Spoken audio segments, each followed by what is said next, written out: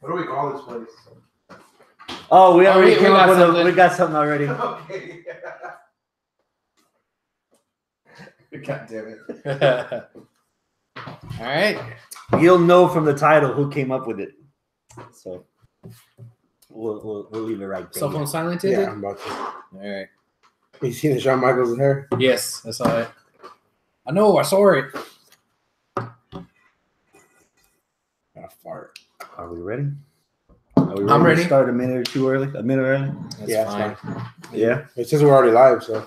Yeah. Well, there you go. All right then. Well, click at the thing. Oh, well, let's get to All start right. then. Are you ready? Yes. I'm ready to start a minute or two early. There you go. There you go. The So you sound know it works. works. The Yeah. sound works. All right. Live from parts unknown. Live from somewhere in the hood. Southeast, baby. It's the 279th edition of Houston Wrestling Radio. This is Abel. This is Arnold. This is Chris. There And you this go. is my house. Ah, yes, this is. Finally, the Yes. Chris has come back to Pecan Park. Baby. Kinda. Yeah. But yes, all right. It goes I know- downhill from here, people. Like, yeah. Right. It's WrestleMania weekend. We have a whole lot to cover. We got NXT Takeover to preview. We got Mania itself to preview. You even said that we're going to preview Supercard of Honor. Yeah. There are I don't know a single match. Itchy fucking bond. yeah. We are at a different location tonight because if you watched last week, you know that We burned 511 to the ground. Studio 511 is adios. We're supposed to be in my new place today, but Comcast done fucked up, so I don't have internet at my new home. But hopefully by this time next week. If we ever get them as a sponsor, I love Comcast. Yeah, well, Comcast is the best. I love Comcast. Yeah. But yeah, if you are joining us live, thank you so much. We very much appreciate it. I will pull you up right here on the old smartphone. And if you log into your YouTube or Google account, then you could chat with us here on the live chat feature. Basically, you ask a question, just say hi, talk shit, whatever. If Tell us you what we're wrong about. tell us what we're wrong about. Yeah. If I Isn't see much. it, if I see it, I'll try to interject you into the show as best as I can, and we'll all have a good time. So if you're not watching us live, that's okay. You can still interact with us on Facebook, facebook.com/Houston Wrestling Radio, or on Twitter at H Wrestling Radio, on Instagram at Houston Wrestling Radio. As my mom would call it, El Face. And El Face. And then face. El Face. See. Well, after you came back from the Guadalmart. Guadalmart. Boy. Super. Did we get all the pleasantries out of the way? I think we did. the new car smells already soaking in. Yes. Yeah, let's do this. Almas versus Black. Woo! NXT Takeover, NXT Heavyweight Title match. Arnold, your anticipation level. 8. It's chugging along, man. I've seen the match before. It was the first match I've seen them have, so I know what to expect.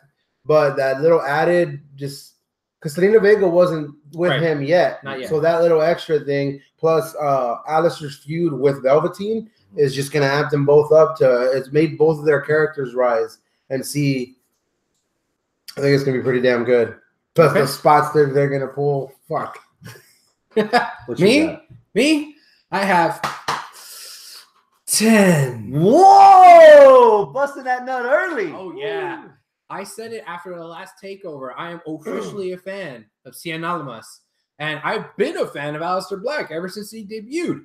And yeah, sure, they already had a match. You know, it was one of the first matches, if not the first match that Aleister had. His debut on the it was NXT his debut. brand. Okay, yeah. NXT Orlando last year. This time last year. But this is a different Cien. Yes. This is a different Cien Almas. Not just because of Selena. There's a lot because of Selena there, though. But I feel like Cien has improved with every match and with every fucking pay-per-view, every takeover. He's improved so much. And I'm a fan of the guy now.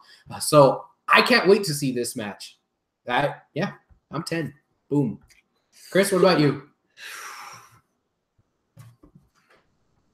Bang! 10 again. You said this is a different Cien Almas. Yes, I did. I'm gonna turn the cheek. This is a different Aleister Black. Oh, Because the Aleister Black that debuted at TakeOver Orlando was just like many, no disrespect to anyone out there, many independent wrestlers that are just there to wrestle, to put on a good show, to make you go, ah, ooh, and then you go home. Mm-hmm. The Aleister Black now has a character, has a story, but more than anything, has a purpose. Almas is just, he wants the title because he's the best there is, and he's the best thing since like Mexican conchas. Yes. Aleister Black has a purpose.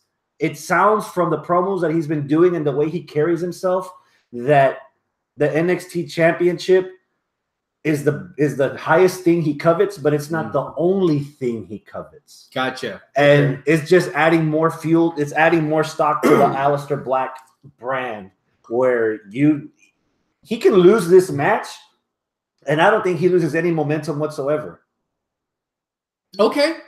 Because his purpose isn't just the NXT Championship. He's been through hell. It's on his body, and win or lose, the memories are going to continue. The Aleister Black mythos is going to keep going, and it's just over time, it's going to build more equity and make you more invested in the character. That's not even talking about the point. styles, not even talking about the in-ring, just the character. You talked about the character of Almas is different from last year. I'm going the other way. I agree with you. Yeah. But on the other side of the coin, there's more than one reason why you have it as a 10. Yeah. Yours is mostly on CN, but there's more than that. Yeah. Mine's mostly on Black, but again, there's more than that also. Well, I'm not underselling Aleister Black. And I'm not underselling CN either. The reason why it's gone up from a 10, because like I could have pulled off that thing. It was like, it's a 10 for Black and 5 for Almas, and so that averages out and all that bullshit that I normally do. No, for this one, hey, it's a 10 for Aleister Black, but it's also a 10 for a 10 at the end for CN Almas. So yeah. Yamcha around here something? It's a CN divided by 10. Who do you guys got winning? Who do you think's actually going to win it? Here's a curveball for you. NXT during WrestleMania, SummerSlam weekends, everybody always has to go home happy. I would be pleasantly surprised. So my pick is I want CN to retain. Oh, okay.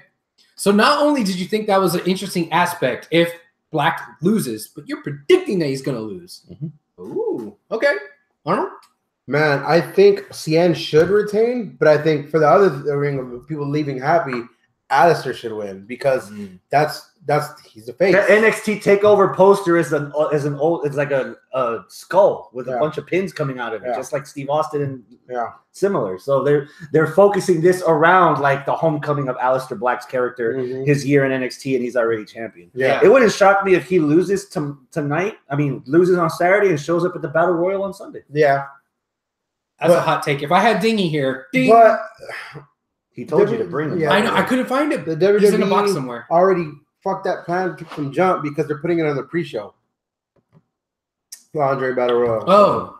You get rid go from fucking headlining NXT Takeover to being on the fucking pre-show. I mean, I guess that's still Mania. You got to start somewhere. It's still Mania. That's Cena's opponent. Damn. Book it, Aleister Black. Cena will be booed out of the building. All the marks will just take over. No, do you think that there will be people that will be booing Aleister because it's not Undertaker? People are expecting Undertaker? Oh, no, I wouldn't. Not the WrestleMania crowd. WrestleMania crowd's going to be aware of what an Aleister Black is. Yeah. Okay. Just not a stupid-ass Tennessee crowd. Yeah. I got Aleister winning.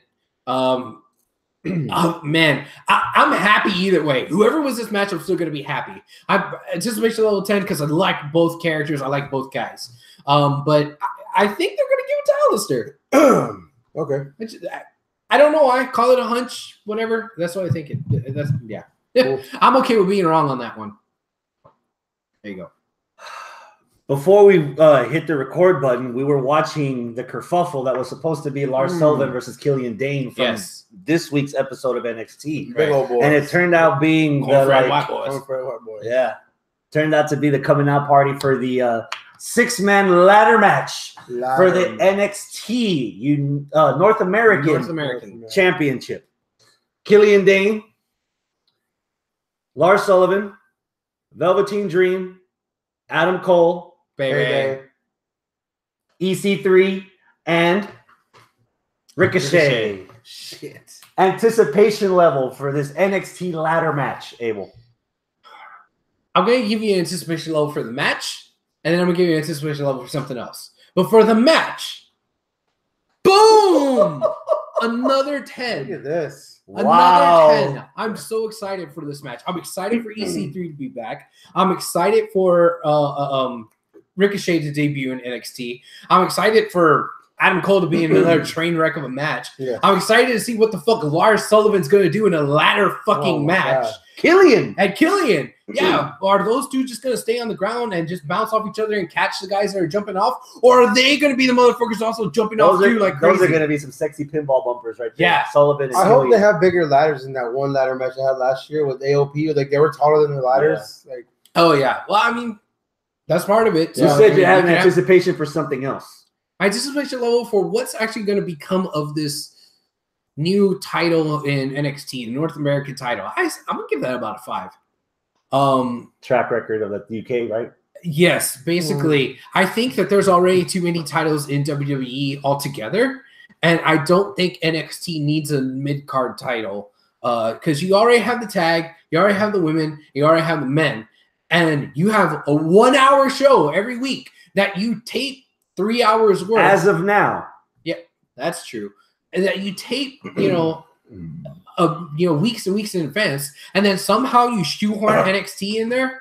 Or excuse me, you shoehorn the UK guys in there, and now you also got to shoehorn the fucking North American title in there, dude. That's too much, man. If you were gonna give the UK title or UK division its own show, and you're gonna do something else with this North American title and make it something separate where it's just a regional thing for the indies, have like a totally different out-of-the-box concept, that'd be okay. But if it's a secondary title for NXT, I'm like, ugh, man, I'm not on board.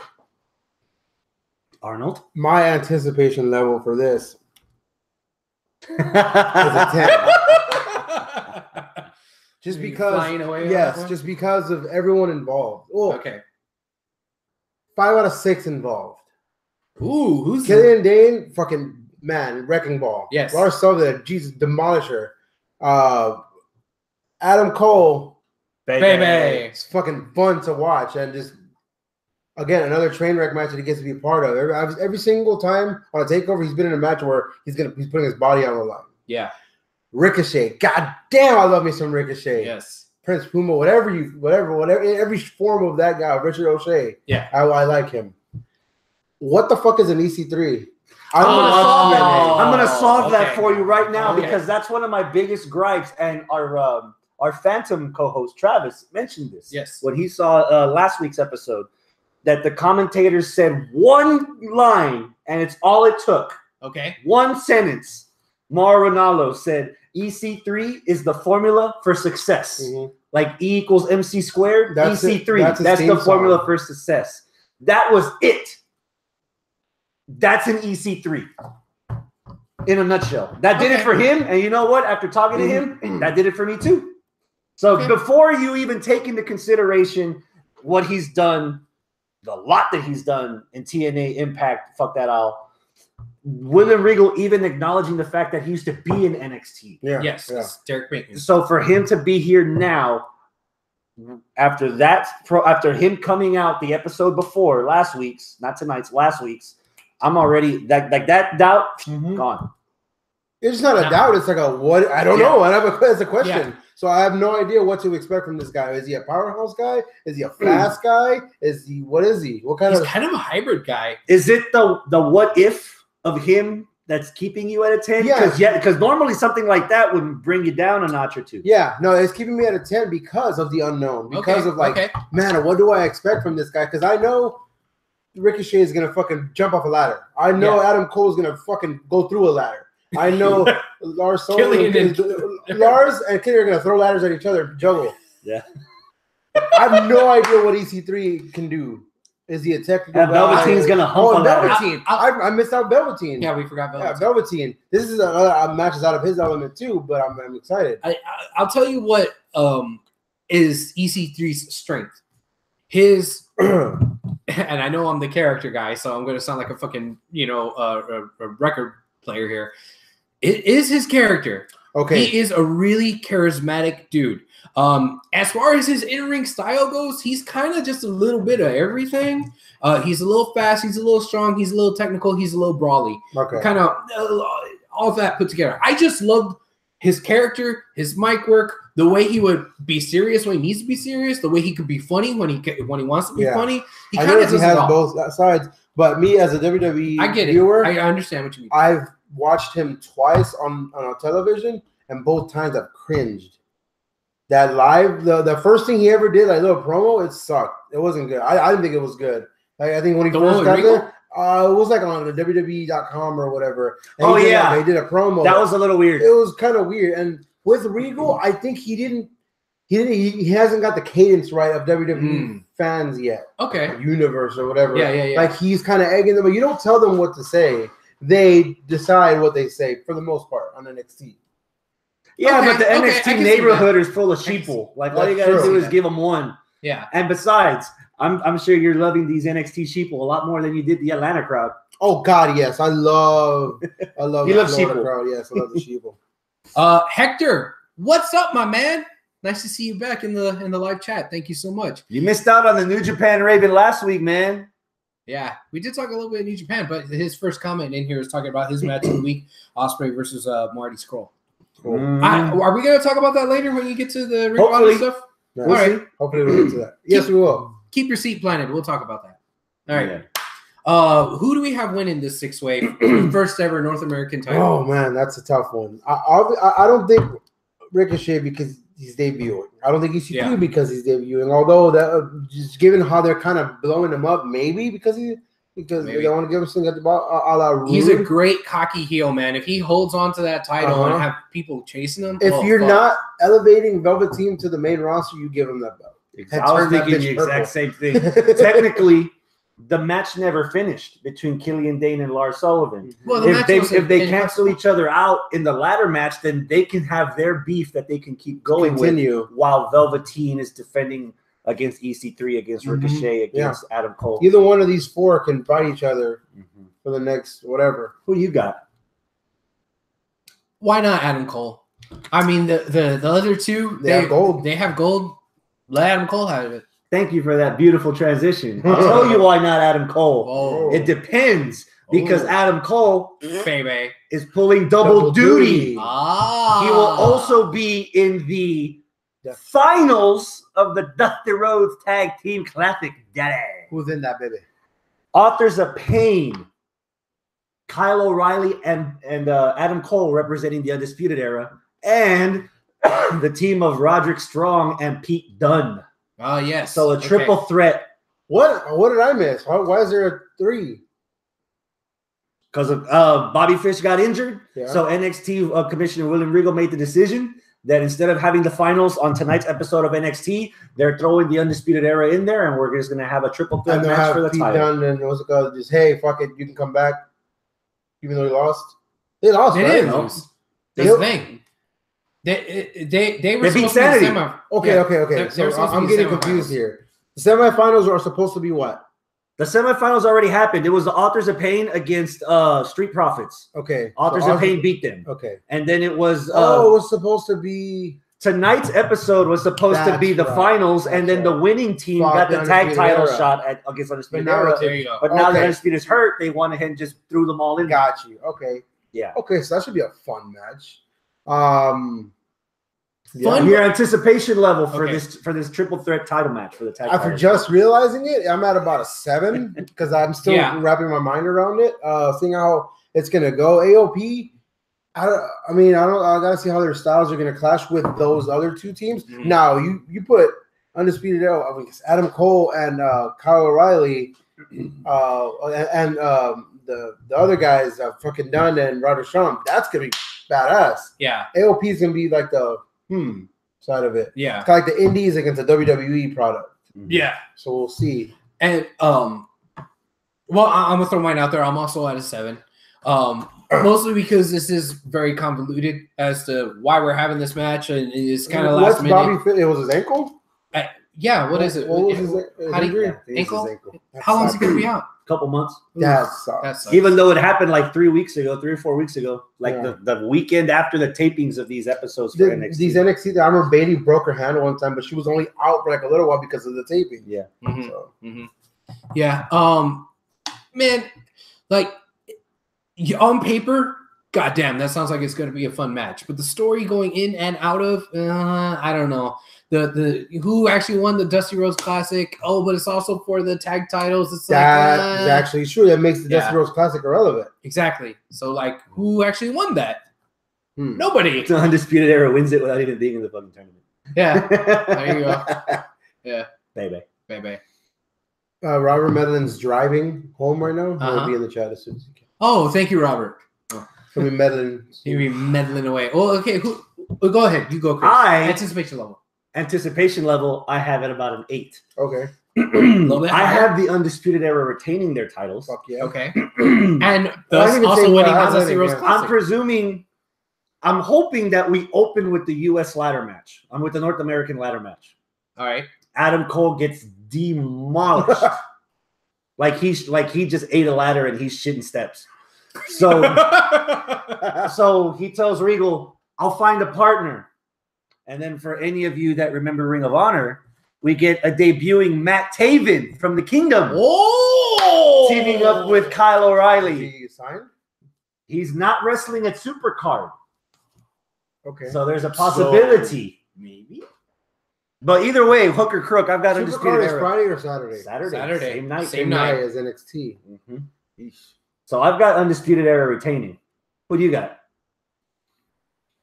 Undisputed Era. I think AOP. The reason why is because they're not a mismatched team.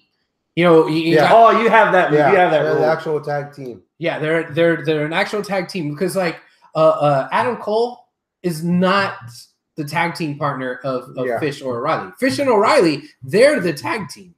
They're not like New Day where they're just interchangeable in and out. They have a little bit Technically, more Cole defined. and O'Reilly have been a tag team before as Future Shock. Before in Ring That's of Honor, true. before they started splitting and started having their divide and their feud. But So there in is a Undisputed relationship Era, there. Well, they In haven't. Undis- It hasn't been defined through the Undisputed Era if they're playing Freebird rules. Yeah. And this could be an example of now them doing Freebird rules because Adam Cole's taking Bobby Fish's place. Yeah. So I guess that's that kind of throws a little wrench in your theory, but I can see where you're This going is with kind that. of like the Hardy Boys against Christian and Gangrel. yeah, Yeah. Yeah. Where it's like they're part of like a stable, but they're not the They're not the the tag team of the stable. stable. yeah, exactly. So that's why I'm going with AOP. AOP's gonna win. So going with AOP, you don't see them moving to the main roster the weekend that the Raw or That's SmackDown exactly at what I Mania. see happening. Well, I don't know. Hector did mention right now in the live chat. He's like, any thoughts on call-ups? We'll probably get more specifically to call-ups when we After get to Mania. Yeah. After the Mania talk. Well, during the During the Mania Mania talk, talk. you know, when we're talking about Yeah. where possibly call-ups can be. But I don't know, man. I mean, Or call downs. Is Yeah. AOP ready to be called up? They're ready to make something happen on Raw because Raw's tag team division is kind of all over the place. You got Braun Strowman. And just because you have a title on NXT doesn't mean you can't get called up. Yeah. Paige. Kevin Owens. Yeah. All right. So that's that match. What's next? How about Ember Moon versus Shayna Baszler, the Revenging? What's up, Robert? Thank you for joining us. Hey. About time you get home. I know about that traffic on West Timer. But okay. Your anticipation level for the women's title match. Baszler versus Yes. Ember Moon. I'm gonna go with about an 8. About an 8. So What's keeping you from getting to those double digits? Because you've thrown that out twice already. what's keeping me is basically Shayna. Well, no, it's a little bit Shayna and also a little bit of the fact that I think my theory on what Ember Moon should be is out the window, especially after watching the promo where she's talking. You missed this because Yeah. you're running around. When we were watching tonight's episode, that she just had like this backstage sitting on a director's chair promo, just talking about, you know, how she's going to kick her ass and this and that. And it's like, okay, she's not a Mortal Kombat character. She's not mysterious. Mm-mm. She is a girl from Dallas who has a cool name, who likes to cosplay. That's been her character though. I know, but like it seemed as though maybe they were trying to downplay that and make her more into a regular person. No. That's what I'm saying that I don't like. That they're making her into a regular person. Okay. I wanted her to be more mystical. Like we don't know what the fucking Ember Moon is because it's like, ooh, she's spooky. Yeah.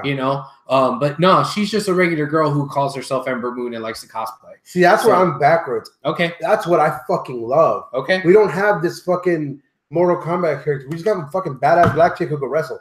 That's all you need. Ding. What the fuck? You don't need to put any extra fucking layers onto this. This is a fucking chick who can wrestle good.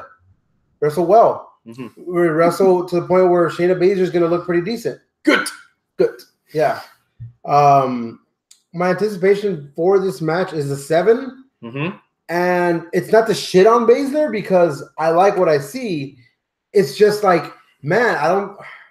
Probably because of the way the women's division is, I think she just. He's just taking it personally that Baszler took out Dakota Kai. Dakota Kai. What the fuck? Yeah, twice. One time she was on her. She went to the ring and was about to wrestle, and they. That wasn't them. The ganging. The guys. That was the ganging of the guys back there. Yeah, they completely threw it. So Dakota Kai, future NXT Women's Champion 2018. There you go. I'm campaigning it.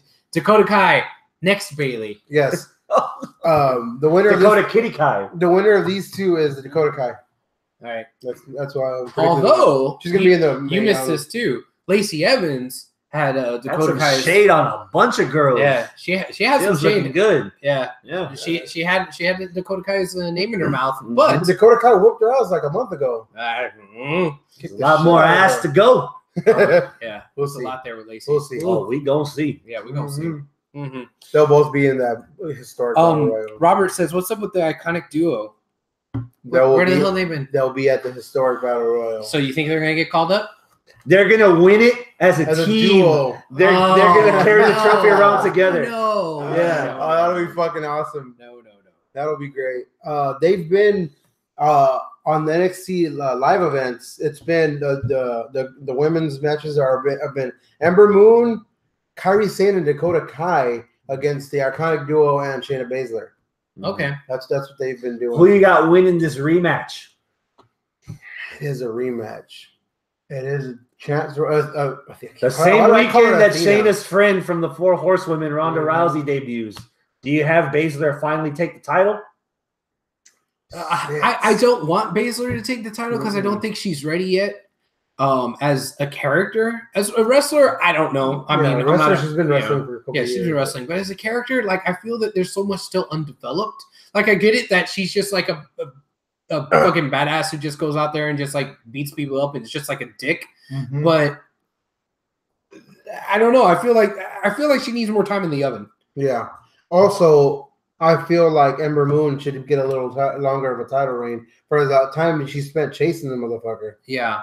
But I mean, she's had it since October. She's had it since War Games, November. December, January, February, March, May, 6 months.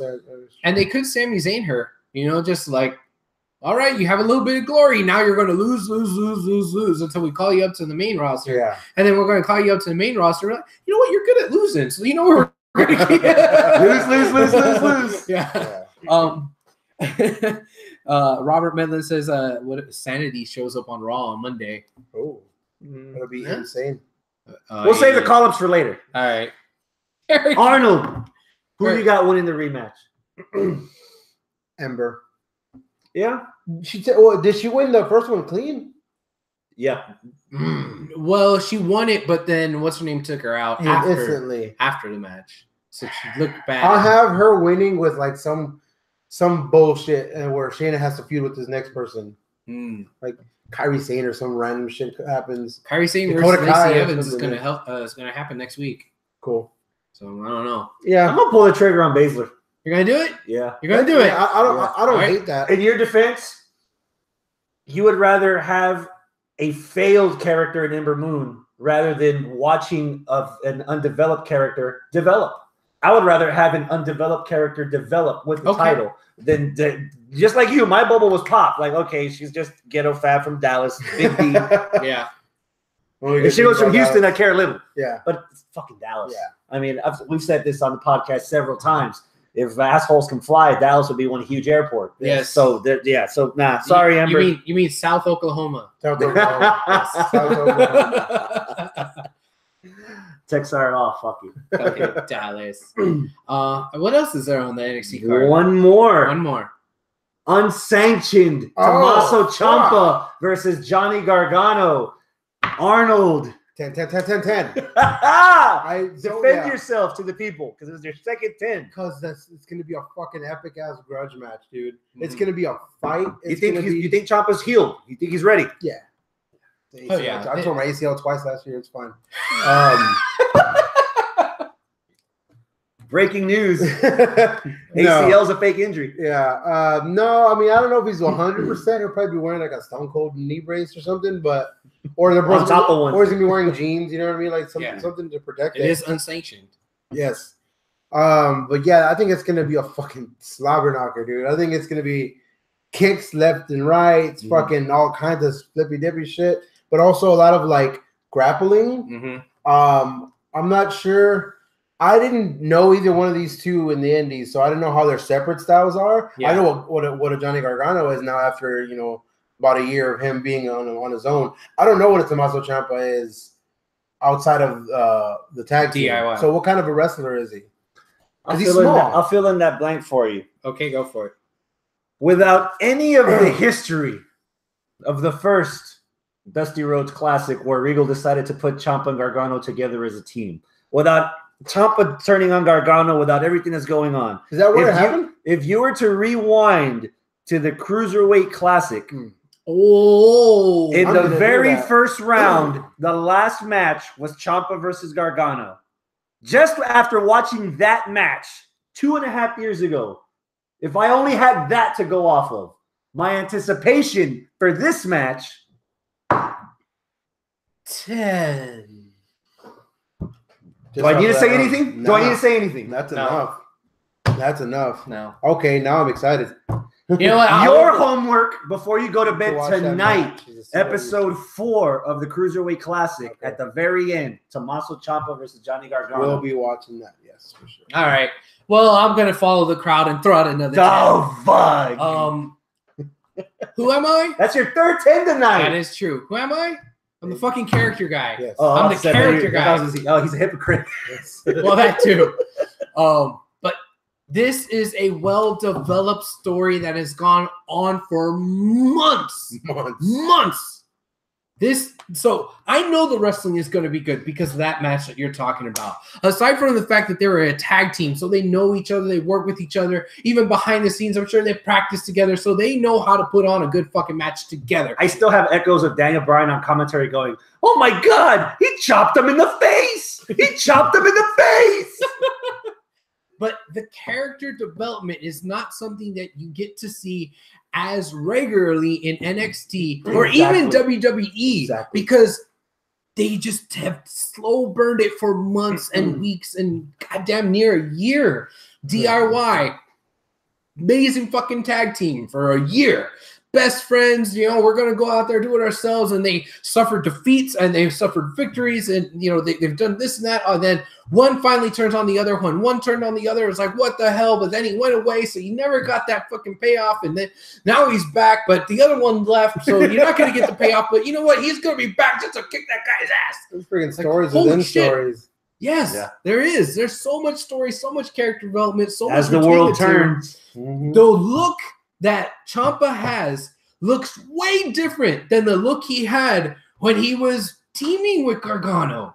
Like you've seen him actually transform and become. He looks like a buff hobo. Yeah, he's more sullen, but he's more scraggly. He kind of looks to me what I imagined him to turn into back in the ROH days when he was just a Sicilian psychopath. If you were to close your eyes and I were to say psycho killer, you would imagine a guy that looks like Tommaso. Yeah, this guy looks like you'd encounter him underneath 59. He just finished the nickel in Chino, and now he's like out to plunder. He's gonna go off to the liquor store and get like a Colt 45 or something. And who's winning? Okay, so what exactly is the stipulation? If Lay this out for me. Ciampa wins, Gargano's gone for good. If Ciampa loses, Gargano's back on NXT. Okay. I know people in the chat, Hector, Robert, you guys kind of want us to blow our load and get ahead of ourselves with the whole call-up thing. Oh, shit. Sorry. It's fine. Gargano's going to go away. And we're going to see him. The Raw after WrestleMania. Boom. I think Gargano is gonna go away, and we're gonna see them Tuesday at about 11:45 p.m. when 205 Live starts. Oh, interesting. Yep. Well, that does technically mean he's on the Raw Wasta. On the Raw Wasta. Yes. Hustle. Namaste. Yeah. Yes. What about And you? he'll be like Mustafa Ali's first opponent or something. Okay. Chris? It sucks because, like I said earlier, WrestleMania weekend, that's where a lot of the stories where they culminate where everyone has the happy ending.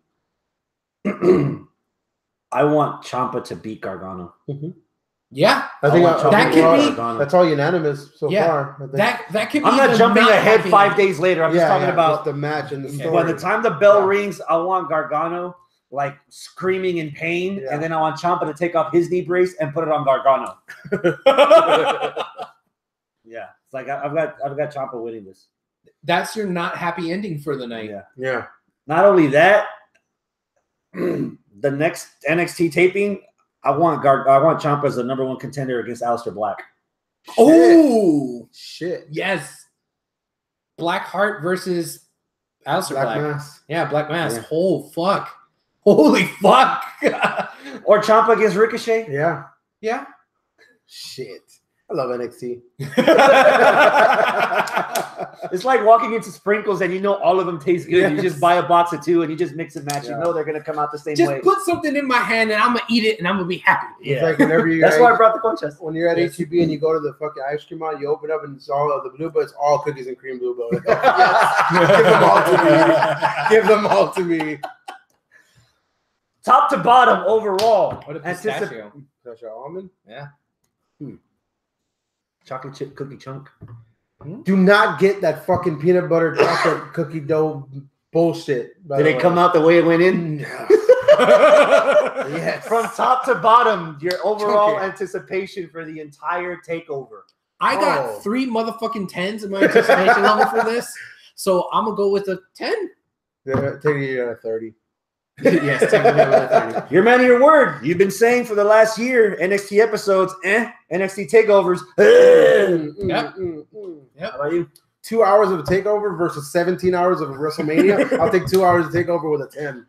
Okay. Oof, you. I'm at 10. For Okay. this entire show. So we all are fully erect. Yes. Yeah. I'm going to clean shave myself on Sunday morning to see how if I grow a full beard for WrestleMania.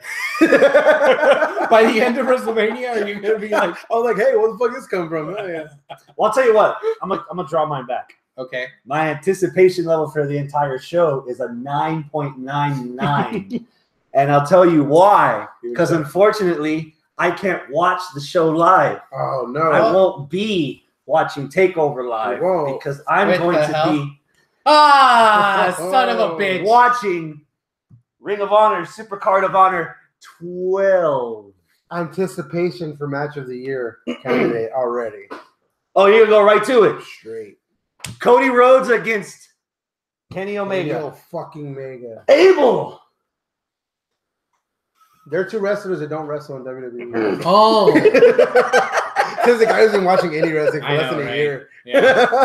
Hi, Mark. God damn it. I hate to be that guy, but I'm going to be that guy.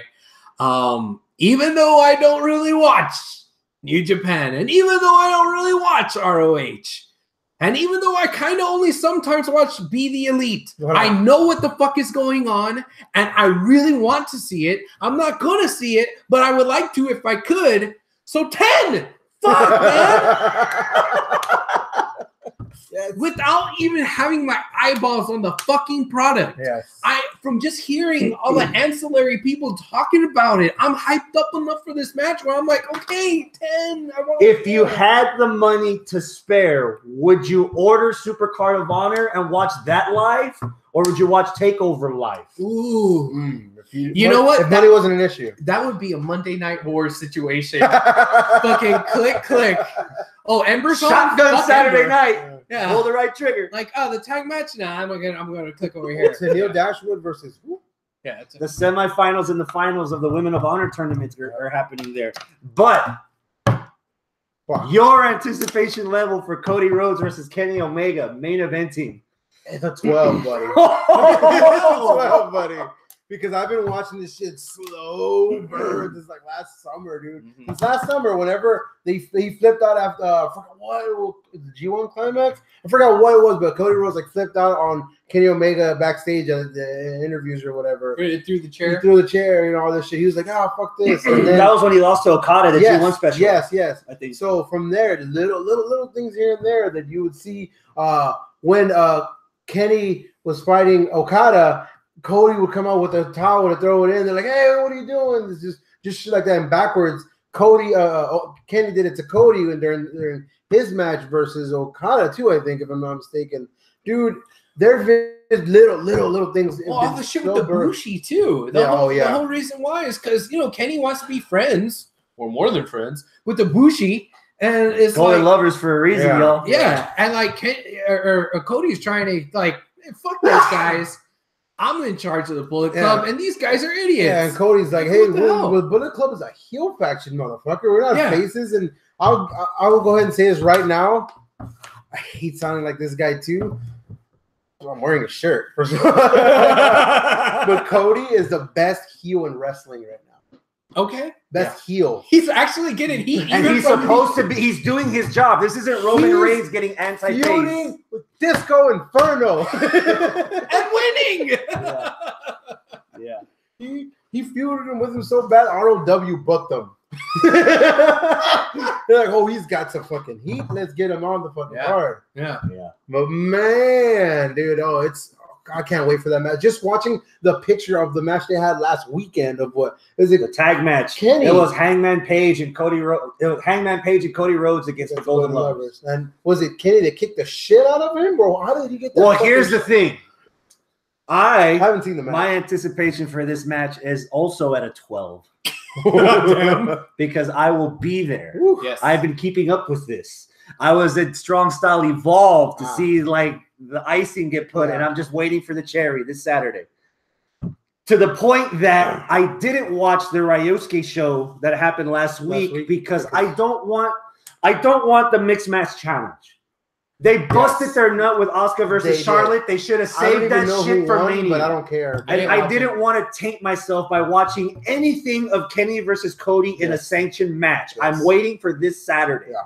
After that, I'm going back to watch the Ryosuke show because Will Ospreay against Marty Scurll, Zack Sabre Jr. against Kazuchika Okada, and then the tag match between the Bullet Club and the Golden Lovers. Yeah. So somewhere Sunday, I'm going to get on my New Japan Network before WrestleMania, and I'm going to watch that after Ring of Honor. Yeah. So maybe in a week or two, we'll break that down once the WrestleMania high is off. That's what I love about New Japan. We can talk about these matches. There's matches that happened in that 2 weeks ago that I watched. I wasn't on the show last week, so I'm probably going to bring them up here a little bit later. Yeah. But that's why I love New Japan. Timeless. Is it too easy to have Kenny win this? Is it too easy a booking to have Kenny win this? I think it's too easy to have Cody win it because of the story. Because I'm lying. I'm instantly wrong, and I'm going to go back on what I just said. All right. You're right. I think it's going to be easy thing to save is that Kenny wins, and they have like this mass exodus of Cody. That's what I'm thinking. I'm thinking this turns into a fucking lumberjack match with all the Bullet Club members. And in the end, fucking Cody tried to change the Bullet Club logo. It sucked. Yeah. You know, and was Cody in the April Fool's picture of the Too Sweet boy band? No. He wasn't in it either. He wasn't. So this might be like the you fired. He will be exiled of the Apprentice. And he will be and all is well again. for some reason, or he'll be Braun Strowman's tag team. Oh my god! Nah, Or he could Brandy's in the women's royal. I miss me some Brandy. They signed their contract. It's like fucking Mystic Man's backstage. Oh god! Let's go. Well, wait, how long has it been that Cody's been away? Because originally, when Cody first left, he's like, "Oh, I want to be gone only for a couple of years." Yeah, it's been like a year and a half. A couple of years. About a year and a Year and a half. half. Okay. Yeah. This would be perfect for him to come back. He's at his high point, and he doesn't need it anymore. Now he can bring that to WWE. And what I do love, is that there isn't that thing between New Japan and WWE. They're like, okay, cool, let me have him. Cool, and this and that. Like they're okay with dealing with each other. Yeah. Because they know that one helps the other. If they're both popular, it only helps both of them. Yeah. So I think they've learned from the Monday Night Wars. Yeah. All right, if you're gonna go that far, I'll throw one step further to you. You got anybody from WWE showing up at the All In show in Chicago? Oh, You threw it out there. I'm calling you out. Yeah. Well, see. Okay. Shit. Who? Now. AJ? Yeah, I was gonna say Anderson and Gallows. there's no complete clauses if they get released. Not if they're already in, because Finn does shit for like IWC and Irish Wrestling Company, whatever, over there all the time. Brandon's gonna be in fucking ROW. They are an affiliate. Brandon's gonna be in ROW next month. ROW is an affiliate of WWE, kinda. Because of Booker. This goes back to ECW and WWE back in the day, how they're a beautiful partnership. Yeah. Daniel Bryan and AJ Styles. Oh my god. Oh my god. Daniel Bryan and AJ Styles versus like the Young Bucks. There's no. Oh my god. God damn. I said you can have a snack, not the whole fucking kitchen. Give him Just because it's your house. I'll be your hand. They take your arm. Let me run down what's the rest of this Supercard of Honor card. At the Vapors. Dalton Castle in the co-main event will be defending the ROH title against Marty Scurll, the villain. Okay. Oh, see, that was Okay. Yeah. Mm. That sounds nice. That's one. That Marty Scurll is somebody that I had penciled in to debut on the WWE before any. Remember, I even said this a couple months ago. I said the next Bullet Crew member to go and well, Rockstar Spud beat him there from the British boot camp, but yeah. What about the other half of that match? Planet Peacock guy. Have you ever? I watched the match, and I thought he wasn't a fan at first. He needs to grow on it. Yeah, I thought he was pretty. Castle needs to grow on it. Here, how about this? Hiroshi Tanahashi and Jay Lethal are going to team up for the ROH tag titles against the champions, the Briscoes. Oh, the Briscoes are fucking champ again. Yeah. God damn. You know what, man? I'm actually. I hate to be the wet blanket here, but dude, I'm tired of the Briscoes. You're burnt. I'm burnt on the Briscoes. How low your beans hanging? Not low enough. But, dang. But no, man, I'm like the Briscoes kind of feel to me. Have they peaked in Ring of Honor? Yes, and they kind of feel like Abyss to me. Like Abyss. That's fucked up, man. I love Abyss. Loved Abyss. But now it's like, oh, Abyss, the They're one who never made it out. They're horning him out like they're horning out Sonny. Yeah. Like, Dang, the wrinkles and all. Unfortunately, I didn't do enough investigation because I don't know, other than Tenille Dashwood, who the other three women are. There are two Japanese women in a semifinal. I imagine Brandy's not one of them. I don't remember. Kenny King against Silas Young, last man standing for the Ring of Honor television title. Ooh, that on paper that should be brutal. Again, I'm not caught up at all on anything of ROH. It's easy to be have the hard on for the main event of the show, but if you're looking for a show stealer, Adam Page. You saw Strong Style Evolve, right? Yeah. Adam Page. Yeah. When he fought when he fought the Switchblade, Jay White. Yeah. Adam Page against Kota Ibushi. Okay. That could be a show stealer right there, man. Yeah. And again, that's Bullet Club versus Kenny Omega's boy. Mm-hmm. So that could be like a little bit of a prelude to what happens in the main event. Because if Bullet Club starts beating the shit out of Ibushi and Kenny goes back out there, and that's before Kenny versus Cody, and then Cody gets out there, and then they have to pull them apart before their match 2 hours or an hour before. Hey, quick pause. I really wanted to watch the main event last week, so I fast forwarded through the actual New Japan thing. I know it was supposed to be Rey Mysterio versus Jushin Thunder Liger, but it ended up being Zack Sabre, right? Yeah. No, it ended up being Will Ospreay, the junior heavyweight champion. I always get those two confused for some reason. I do too. British. But Rey Mysterio did come out and he apologized. What happened? He apologized for being hurt. For the timing of the injured. Yeah. He did settle the audience down by saying, hey, just because the match didn't happen today doesn't mean it's not going to happen eventually. Okay. It happened in 97. We can always throw down again. Yeah. But thanks for supporting me. And I wanted to wrestle in front of the New Japan crowd. And before Hell Freeze is over, I will. And people weren't dicks, right? People were cheering. They were cheering the guy. It's fucking Ray in Long Beach. No, exactly. I know. People have been Ray before. Indie fans, I have no fucking expectations with them. But the match ended with Will Ospreay challenging Rey Mysterio to defend the title against. Not to mention the last show, I did see cuts after the match of Ospreay defeating the villain. Mm-hmm. Kushida was ringside and Ospreay challenged Kushida. Oh, so he's got a lot on his plate. Yeah, that can go a couple different ways. Okay, cool. I wanted to know. SoCal Uncensored, Scorpio Sky, not Scorpion. I said that last week. I don't know what I was thinking. Scorpio Sky, Christopher Daniels, Frankie Kazarian against Flip Gordon and the Young Bucks. Ladder match for the 6-man tag titles. Okay, and rounding out the pay-per-view. One of the Tournament of Honor, like the up-and-coming stars, Punisher Martinez will be facing poor dude. Punisher Martinez is facing Tomohiro Ishii. Oh no! Ooh, dude. Okay, because I mean, I know you kind of gave your condolences right there to Punishment Martinez, but from what I understand, Punishment Martinez, he's good. He's a guy who. Well, he lives up to his name. He doles out the punishment there. So if you're talking about him versus Ishii and you're like, oh, man, Ishii's going to kill this guy.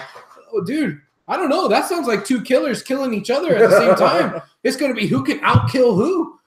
Hey, I got the semis for the Women of Honor tournament. Awesome. Spill the beans. I don't know who any of these people besides Tenio is. Kelly Klein versus Mayu Iwatani and Sumi Sakai against Tenio Dashwood. I don't know. So I have no idea who anybody else. Just bow. Yes, but asshole. But Emma, I just hope Emma wins because she's the one you know. Yes. Is one match that's been over a year in the making worth giving a 10 as an anticipation for this entire Ring of Honor Supercard pay-per-view? For me, no. For me, no. For me, it's worth giving, man, like a solid ass 8 just because of that match, and everything else will be like a badass appetizer. Oh yeah, exactly. This is like Fogo. You know how the end's gonna go, but and everything else is just like the other stuff. Like, oh fuck yeah! Oh wow, I didn't even know this was gonna be good. Wow, I might even like this more than the steak. But this is why it came.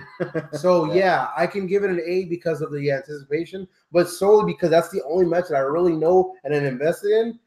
No, but I would not stop me from fucking if I had the money going or ordering it. Again, going back to what I was saying about it being like a Monday Night War situation, they weren't hour for hour up against each other. It was Nitro, and then Nitro had the first Raw hour. had an extra hour. if that's how this was, and we had ROH and then TNA, I'd probably watch the main event of ROH.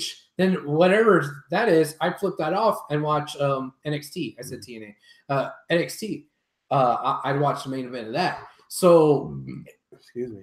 Yeah, like if you had to sit me down and say which one are you going to watch? They're both at the same hour, exactly the same time. What's on your clicker? 80% of it, I'm watching NXT instead of ROH. That's just because that's how I've been conditioning myself, I guess you could say, because I don't watch ROH. You gave up on it a long time ago. The online site is not up to date. Yeah. The feed online is really shoddy. Yeah. Just watch the shit on Facebook. I don't want to sound like an asshole, but I'm not a big fan of the lead commentator guy, the white dude. Kevin Kelly? No, it's a new guy. It's a new young guy because Kevin Kelly moved over to the Ring of Honor to New Japan exclusively. Gotcha. Cole Cabana does commentary. He's cool on there. He kind of makes the other guy more tolerable. Like that feeling you got for a while when you heard Michael Cole commentate when you realized that he was going to take over JR and that growing pains. That's the pain I'm feeling right now with the new guy something Hollywood or whatever his name is from Ring of Honor. But I'm not gonna have to worry about it because I'm gonna be there live. Right? So that match alone might not garner a 10, but there are combinations of talent in this card that I would give it a solid 9. Okay. If I had to throw a number out there, 7. Yeah. Okay. And when I come back, I will find a way to find it for free so that both of you guys can watch it before we come back next week. Because who knows, dude? That could be unanimously. That match alone is going to be on Facebook before Sunday morning. I've got a question that I posted before we started recording on our Facebook page. Oh, because that's not going to be on New Japan World. No, it's a Ring of Honor pay-per-view. Oh, The question is, fill in the blank. The match I'm looking forward to the most this WrestleMania weekend is blank. I wouldn't be shocked if half of them is this match. Okay. Kenny Omega against Cody Rhodes. Okay. So we're gonna have to find a way for y'all to watch it. Yeah. Honestly, I think that's one of probably mine. My biggest match of the weekend that I'm really anticipating for. I'll give it a 12. You did. So yeah. All right. So but on Saturday, I've had 4 fucking 10s out there already. Yes. Okay, and that's not counting all the other crazy bullshit that's happening out there WrestleMania weekend. Yeah. I'm staying my happy ass here in Houston, as are you. But I'm gonna be in New Orleans. Oh yeah, that's right. You are gonna be in New Orleans. I might go to WrestleMania. I'm trying to see if there's some cheap seats available for Lucha Underground versus Impact on Friday night at WrestleCade. There's some interesting stuff going on that show. And of course, Pentagon and Phoenix. I mean, are they going to ever let you down? Pentagon and Phoenix, there was something interesting. Somebody told me this. Pro Wrestling Tees, they're going to stop selling their merch after April 9th. Who, Lucha Underground? No, Pentagons and Phoenixes. And they normally do that when they get signed somewhere. NXT? Maybe. I don't know. That kind of material. I don't know. And I'm not even the new leaders of the Lucha House Party. Oh God! Oh, you know what? That's a transition right there. Woo! But I was gonna say,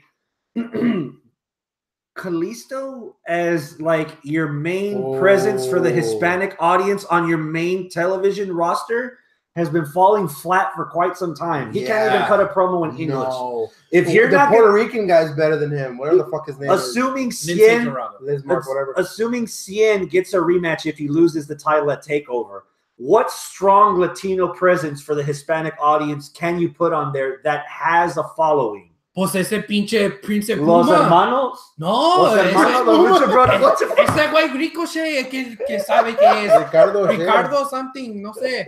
Ese cabrón. Cero miedo, güey. Ánimo.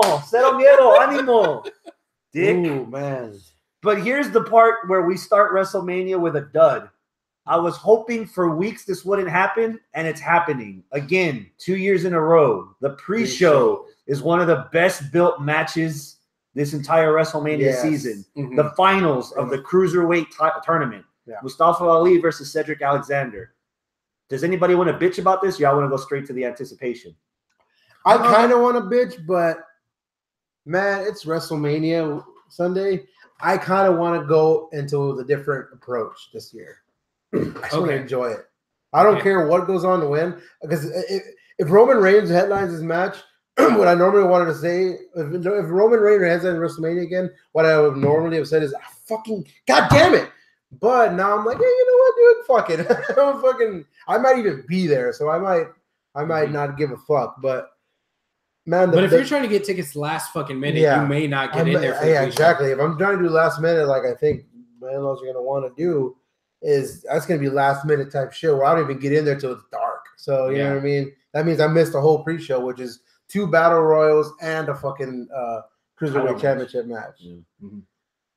But it makes me happy because the card is so stacked that the pre-show has some badass matches. Mm-hmm. So it's like what we said. Well, we tried to say about Neville versus Aries last year was the pre-show is actually trying to amp up the show. It's not. It's elevating the show. That's the way Aries tried to polish that turd. And then they took him off the DVD and said, "Fuck you guys." Exactly. Yeah. And then eventually, Neville saw it the same way too and took off. I'm gonna go ahead and get my anticipation level for this because I feel controversial within myself for giving this opinion. But 10. This is a 10 for me. Although it shouldn't be because it has been downgraded to the pre-show. But I think that doesn't affect the way I feel about the match. It affects the way I feel about the treatment that they're giving the match. Yeah. I guess you could say. If it helps, I think it might even be the headliner of the pre-show. Well, whoop-de-fucking do. The sun won't be out anymore. Yeah, but it's indoors. It's Who cares? It's a disservice to everything they've done over the last 6 weeks or so for this tournament. 6 weeks. For this tournament, and it's a disservice for what they finally did that was fucking brilliant with Mustafa Ali. It's a disservice to all the bullshit that Cedric Alexander has gone through with getting challengers, and then something stupid happened, and this happened, and that happened, and like he's never gotten his fucking shot to actually win the goddamn title. Like it's some shit. If Cedric wins, and then like he gets arrested for domestic violence. Oh god, that'd be some shit. That'd be some shit. That'd be full circle. That would be some shit. But goddamn, there's so much good stuff going into this match. I'm at a 10 for it, but I'm disappointed that for them. I'm not disappointed for me because I'm going to watch it regardless. I'm disappointed for them that they are getting relegated to the pre-show. Well, everybody's got 72 hours to get on your book faces and your tweets and your twats. You know what? Yeah. Complain the fuck out of this. Happened, now, here's the only defense. They're not women. 1, 2, 3, 4, 5, 6, 7, 8 other title matches on 13 WrestleMania. Matches total, right? And 2 matches that involved McMahon. Yes. You tell me another match on this card that you would replace Mustafa Ali and Cedric Alexander with. Take away another Usos WrestleMania from them. Oh, after that promo they did on Tuesday, I don't give a fuck where that match is. That stupid ass $99.99 fucking commercial they did where Luke Harper fucking hit the camera with a mallet. I'll tell you, man, that fucking hammer gimmick it's dead. I would We're getting ahead of ourselves. I would settle for a 6-hour WrestleMania if this match was actually the first match on the card. Yes, let the rest of this roster. Let the rest of this roster step up to that shit. Just like when Abel only believes is the best WrestleMania 19, they started off with Ray versus Matt Hardy for the light heavyweight. And that was great. That was a sad ass match. Yep, only one person ever says this best WrestleMania ever. But it's my favorite. My anticipation for this match is at a 9. Okay. It's been built very well just through the tournament. The promos that they've been giving to promote themselves, not necessarily chopping the other person down. Yeah. They're not disvaluing their opponent. They're just valuing themselves and what their motives are. To the point where I think Mustafa is going to be the Stone Cold of WrestleMania X7 and do some crazy ass shit to win the belt. Or he's going to cross the line. Got you. I got you. The only reason it's at a 9, again, I've already seen this match twice this year. Yeah. On Raw. Sometimes it's a good thing because we know what they can do, but at the same time, you can't have a new car smelling like an 82 Buick. Yeah. Okay. So that's why I'm at a 9. So hopefully the story and the build. What's your number, Arnold? I'm at a 9 because again, I have anticipation for the match really well. Cedric, he's fucking paid his dues, and I really like Mustafa Ali, dude. I like his character. I love his in-ring ability. I like everything about him. So, and something else kind of just random that I follow him on Twitter. Some guy, because I guess he's Pakistani. So he's like, hey, man, why don't you fly the Pakistani flag? He says, I don't fly any flags. I represent myself. That was like, fuck yeah, dude. That's I like the cut of his jib. I like what he's about. Especially if he's smart, right? Especially if he's smart about it. Yeah. Because if he does wave a Pakistani flag, man, you can make him to be the next Hulk Hogan, but with the Pakistani flag, dude, he's gonna get booed. Yeah. Now, I'd like to point out something else about this that's kind of related to this match, but not related to the match. Maverick's promo to put over this thing on last night's 205 episode.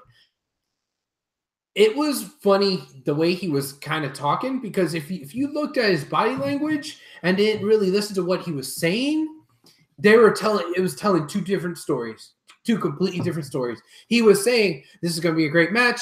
We built this up for this time because of the tournament, and you have this great competitor, that great competitor, and this is what we're fighting for, and this is what I wanted with 205.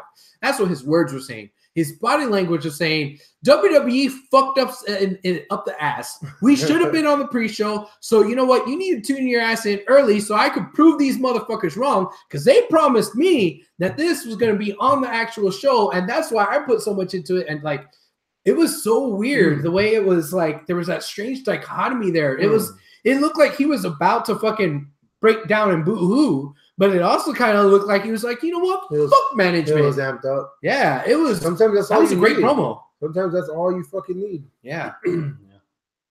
Daniel, what's up, Daniel? Nice to see you in the live chat again. Thank you. An hour late. Ali is talking because they're about to go to Saudi Arabia. That is true. That's just being racist, man. That has nothing to do with Pakistan. That's true. But they did different countries. But the corporate machine did confirm that greatest Royal Rumble ever on Friday at 11 our time. Our time, 11 o'clock AM. Central, 11 a.m. Central. Guess what we're gonna be doing at work that day? A delivery. Yeah. Hey, Jesse, we're gonna take lunch for an hour and a half, 5 hours. Who do you have winning this match? I've made it perfectly clear. I've got Ali doing what it takes, hook or crook. Okay. I've got Cedric because they gotta give that motherfucker the belt after all the shit he's been through. All that. And What if Cedric turns heel if he loses this match? After getting fucked over twice for the title match. You have Ghost in here too? That was weird. I don't trust Cedric as a heel. So what I would do is have you say Stone Cold WrestleMania 17. I say Stone Cold WrestleMania 13.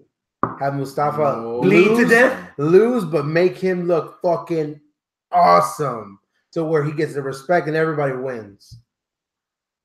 But yeah, Cedric got to win this, man. After all the shit he's been sitting around waiting for, like, can I get my fucking at least my match? My fucking match? Can I get the match without one of y'all motherfuckers doing some stupid shit? You,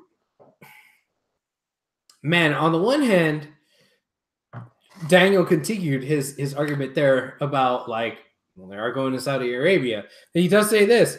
Oh, it was like when they decided to give Jinder the title because they were going to India. That's kind of racist too, right? Vince would never be. Oh, wait. it's only. I'm just saying that Pakistan and Saudi Arabia are two different countries. That's like. I know, but Vince just sees something brown. Okay, I see where you're going with this. But okay, I don't know, man. It's not every episode that I'm the most racist. Yeah, that's true. Abel's going. It's No, I'm not saying that's what I believe. I'm It's saying like that back in the maybe day, that's like, what hey, Vince believes. AJ Mendez, AJ Lee, she's Mexican. We need a Mexican in women's champion. She's Puerto Rican. Yeah, she's Mexican. Yeah, she's Mexican. It's brown enough. Yeah. The language sounds the same. She rolls her R's. Give it That's to about her. right. Yeah. She's got a big butt. What? I cannot lie. Hey, we were thinking it. Robert Mendez says, I can't see either as a heel. Maybe Gulak comes in with shenanigans? Maybe. I don't know. I like the new Gulak, though. Where he's a little bit more serious. Yeah. But all right, if you had to pin me down and tell me who's going to win it, Cedric. Cedric needs this title more than Ali because Ali is still developing. Mm-hmm. Is there anyone else on the cruiserweight division that should be getting some kind of love on Sunday? Gulak. Hideo's been busting his ass in NXT and on 205 undercard, dude. You couldn't tell if you saw that crowd in front of Nashville because there were a lot of empty seats that crowd was stupid. and they had no fucks to give. They have That zero crowd was guns. terrible. I haven't seen the mixed match times, but I bet you they got a shitty fucking reaction too. Vince let DX shoot on Nation of Domination in blackface. Oh, just say it. Yes. Yes, Vince was racist. Okay. I get your And he point. voted for Daniel. Trump. Yes. All right. Not only did he vote for Trump, his wife works for Trump. He let Trump go over at WrestleMania. He did. He let Trump shave him bald. And he didn't even bitch out Trump when he did that awful stunner cell. Oh, Vince was backstage going, that was the best one ever. yeah, Better than me. Mr. President. Yeah. 10 years before. Thank you, Mr. President. May I have another? Sorry, what were we talking Do you about? have any match of the week candidates from 205 Live? Ooh, I do. Ooh, Go for I it. do. Go for it. Kalisto versus fucking Charlie Murphy. Remix? Yes. Okay. That was a badass I'm okay with match. that. And I only watched it because I saw shit on Twitter about how badass it was. It was good. Yeah, I was like, fuck it. Was that the main? Yeah. Okay, yeah. Well, The main was a promo video. yeah, the main was but- probably okay. it was slap dab in the middle. The first one was the Lucha House Party. and then it was knees against some jobber, and then it was them. Dude, that match was fucking. It was good. Fun. It was really good. It was fun. They showed both of their good qualities came out, and like the speed of Kalisto and the strength of Murphy. Even though he's smaller now, he still has that strength. Yeah. That fucking move off the apron where he like just almost killed him on the. Where he just Oh, threw Oh him on. my god! That release suplex and yeah. Kalisto just went. Ba-dum, ba-dum. Yeah, and Like, I only love his right shoulder hit, and that's Yeah. it. I love Buddy Murphy's fucking finisher, dude. You almost broke fucking Murphy's Murphy's neck. Yeah, he almost broke his neck. Mm-hmm. But yeah, that's as far as match of the week picks, because I know it was WrestleMania show or whatever. So I'm at a tie right now between that and Finn Balor versus Seth Rollins, because that match gave me the sweats. Right. That match was badass. Yeah. So, Okay. but I think I give the nod for me personally to the 205 match. recency bias for me would be the 205. Okay. Who's winning the women's battle royal? Oh, fuck. Rebecca Lynch. I said Would it be some shit? Wouldn't it be some shit if it came down to Bailey and Sasha, and Bailey just tossed Sasha right on out? Wouldn't that be some shit? I've got Bailey and Sasha eliminating each other at the same time. Yeah. I've got Iconic Duo. They're winning as a team. All right. Yeah. As one. NXT call-ups? Yeah, NXT call-ups. Have they even said how many battle women are going to be in it? No.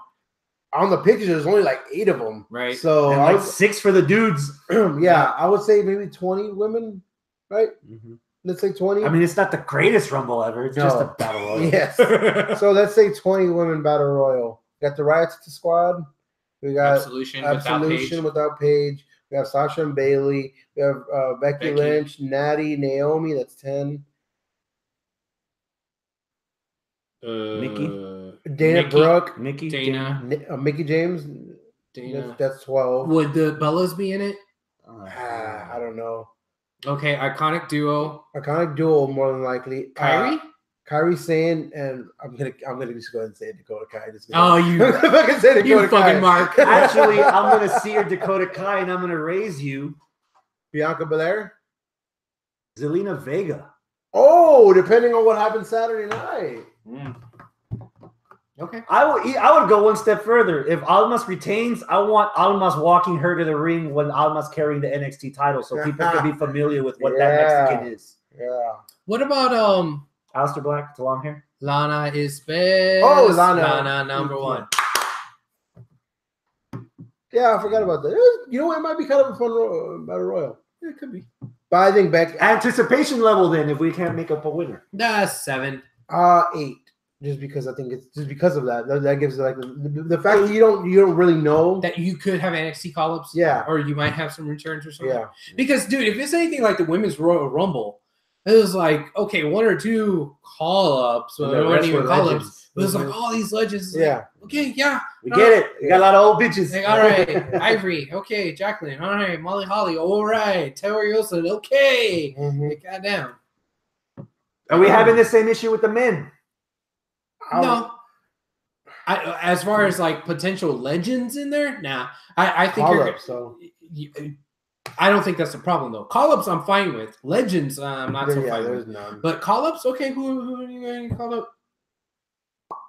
It's not gonna be Gargano. If Gargano shows up, it's gonna be in a more prominent role than in this battle royal. Can't be Hideo because he's already on the main roster. And he's already been in the Rumble before. Yeah. That's true. He's actually Cassius been Ohno, because nobody gives a shit about Cassius Ohno. no. I'm at the Orkin brothers. Oh, Nikki Cross. I'm at a 7. I'm at a 7 for both of the battle royals. I'll agree. And I don't need to go any further than that. I'm at a 2 for the men's battle royal. Really? I don't give a shit. I never have. Name me one good thing that's come out of the 4 winners. Gronkowski. Exactly. No, Enough said. I'll give you a good one. When Cesaro won it, the next night he became a Heyman guy. Swagger came out and broke the trophy, and there goes your and there's a feud that started. Like something actually came of it. It started, but it went nowhere. Yeah, him being a Paul Heyman guy was terrible. They fucking put the kibosh and it started working. Yeah. So the King of Swing started working. They're like, oh wait, no, you're supposed to be a heel. Yeah. And that's it. Yeah. And fucking it did nothing for Mojo. Did Mojo win it? Yeah. Yeah, exactly. It's been a year and I don't even know who won it anymore. Robert Midland. R-Truth returns and wins. R-Truth comes out with the ladder again. Table. Yeah. I mean, I'm done talking about this. I don't even care. Okay then. All right. Shinsuke Nakamura versus AJ Styles for the WWE Championship. Let's talk about something you want to talk about. Mark, anticipation.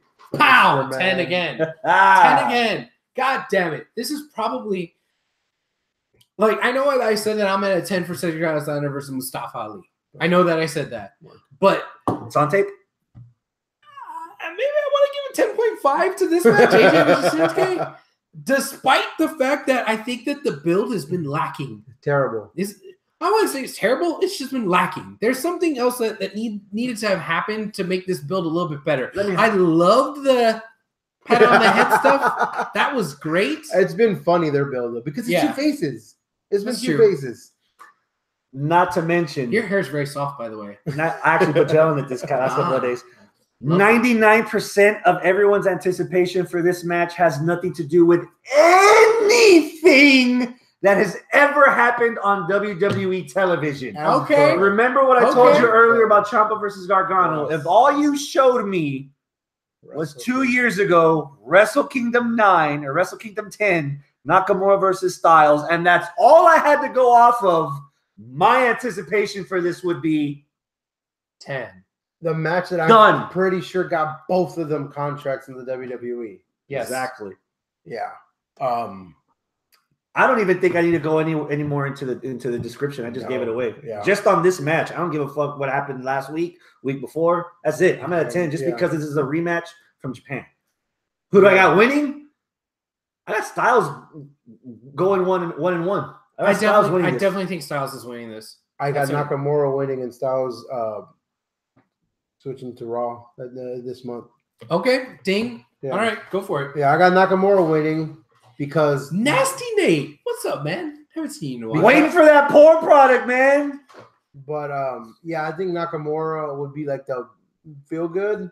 Yeah. And yeah, like just where it would go on because this feud needs to end first of all because it's not a feud. But it's a dream match as far as like that goes, and it's what I like them too is what I like about New Japan matches is that you can put a 5-star match without a build. Yeah, I don't give a shit about any before the Kenny Okada. I didn't give a fuck about their build. They were 2 bad motherfuckers that can wrestle. So I'm at an 11. Okay, I've missed almost every single segment between Nakamura winning the Rumble and to now. I've watched little to no SmackDown, and I don't care. It's a 10. It's fucking Nakamura and Styles. Give it to me. Yep. This version of Nakamura in WWE is a little bit, I don't want to say watered down, but it's not quite as potent as what he was in Japan. And maybe some of that is the fact that he can't portray character as well as he can in a foreign language for him. You know? Would it be easier to turn him heel? Maybe. But would it be too easy? The easiest thing to do would be turn him heel and get put Paul Heyman with him. Yeah. I don't know if that'll happen. What I'm lacking now is we got a year's worth of WWE's version of Nakamura. What I think for the past couple of weeks, especially in ring, past month, we're getting NXT's version of Nakamura. Well, fuck that. I want New Japan's version of Nakamura in this match. You're not going to have it. In the match, between the bells. Oh, okay. Between the ding and ding. That's what I hope we get. Okay. Well, here's the thing. NXT has a habit of giving us indie-style wrestling main events on their takeovers. Match. And we're having this in front of your biggest indie crowd. Yeah. True. Oddly enough, fucking WrestleMania. So if there's any sliver of either or a hybrid of New Japan and NXT in this main event. Oh my god! Oh, bitch, we gonna get it. Just remember. One word. Remember. Nakamura versus Sami Zayn. I still get chills thinking about that fucking how great that match was. That was a great match. That's the WWE match. They can do that, man. And that's guys that WWE right now just don't have anything for creatively. Mhm. Creatively, I mean, yeah, okay, you've had this build with Sami and KO, and that's kind of a story. But before that, Bupkis. Yeah. With Nakamura, this build is kind of good. He won the Royal Rumble, but before the Royal Rumble, Bupkis. Like there's not story there. I'm gonna assume Bupkis means nothing. Means jack shit. I'm not Jewish. Oy. All right. But yeah, it probably is just because of who it is on paper that I'm out of 10 for this. I think AJ's going to win it because I think AJ makes a better champion than Nakamura does because of the character, because he could talk and he can hold the belt and he could do like press stuff and this and that better than Nakamura can in this country. I'm sure in Japan it's reversed the opposite way. Yeah. But Nakamura won that first one, so AJ needs to win the second one. Yeah. And then boom, you're gonna have a rubber match sometime, whether it's in WWE or Ring of Honor or fucking wherever. Mm-hmm. At one point, you will. Brock Lesnar versus Roman Reigns for the Universal title. All right. What's your anticipation, Arnold? My anticipation level was at a 5. Okay. I don't really have an interest in this match, not because I'm not a Reigns hater. I'm not. I've become a pretty good Reigns fan over the past 3 months. Okay. Since Rumble. He's done a lot of good stuff on the mic. He's leaps and bounds better on the microphone now. Yes. He can control his, like, when he gets too excited, he doesn't say bitch just because, like, you know what I mean? Although it's easy. Yeah, it's the easy thing to do. Yeah. But he just throws in more stuff on the microphone. And in the ring, he does enough. He's got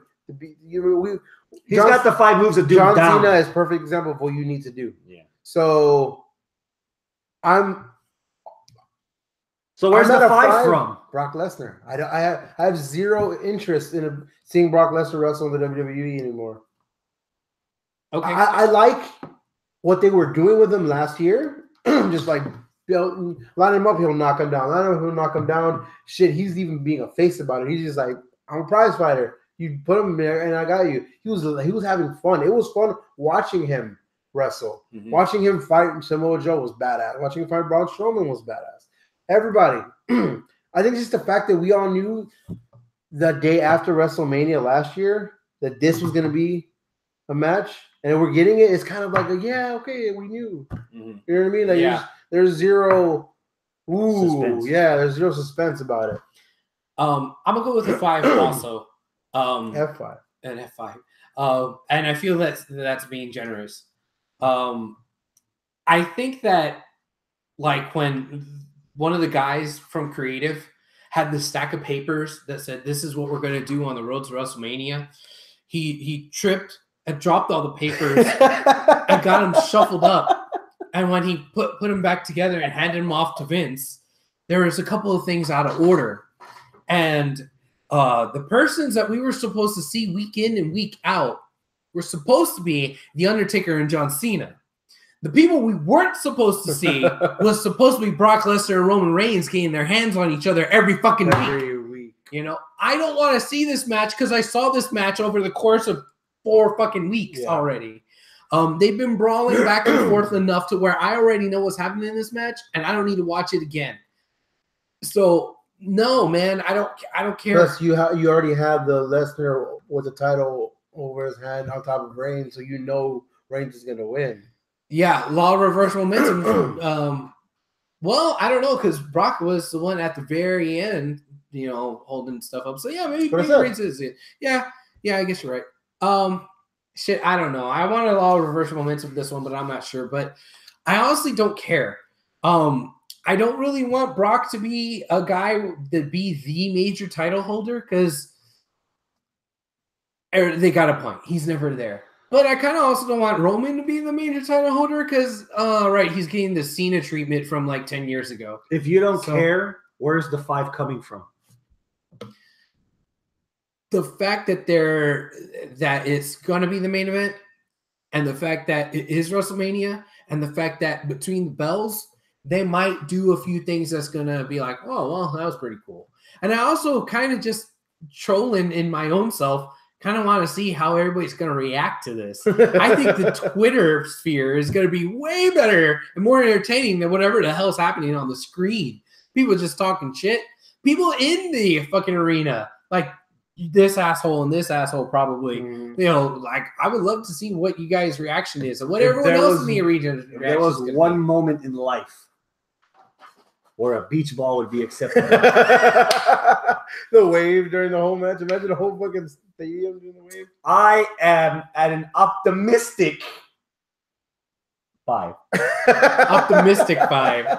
And I'll say, and I'm going to explain why. Last year's WrestleMania, they kind of set the new bar for what a Brock Lesnar match should be. Yes. 4.5 minutes of rapage. And then the bell rings and the motherfucker's gone. Samoa Joe's match was an 8 minutes UFC, what the fuck are we doing here match that I fucking loved. His match with Strowman was about 9 or 10 minutes of straight up, let's beat the shit out of each other until somebody can't beat the shit out of each other no more. When Lesnar was in the match during the meat soup at SummerSlam, 5 minutes of wham, bam, thank you, ma'am, and then he was out the door. Yeah. If this match is under 10 minutes, then it will have amazingly exceeded my expectations. Which is regardless of who wins, they need to stick to that method of Brock Lesnar's matches has to be reflective of why you brought Brock Lesnar in. You brought Brock Lesnar in because now he's a former UFC champion that's beaten motherfuckers in 4 minutes. Yeah. You need to have these quick-ass matches. And if there's one person right now on the Raw roster that could benefit from a type of match, it's Roman Reigns. The less we saw of Roman Reigns and the build-up to this match, the better he started becoming. Less is more. So if you're going to give the belt to Roman, less is more. 10 minutes or less, do it, get it over with, put the trigger, put a bullet in my head, let's move on. So I'm optimistically at a 5. Robert Midland says this in the live chat. You're talking about pulling the trigger optimistically and all that. This is what Robert Midland says.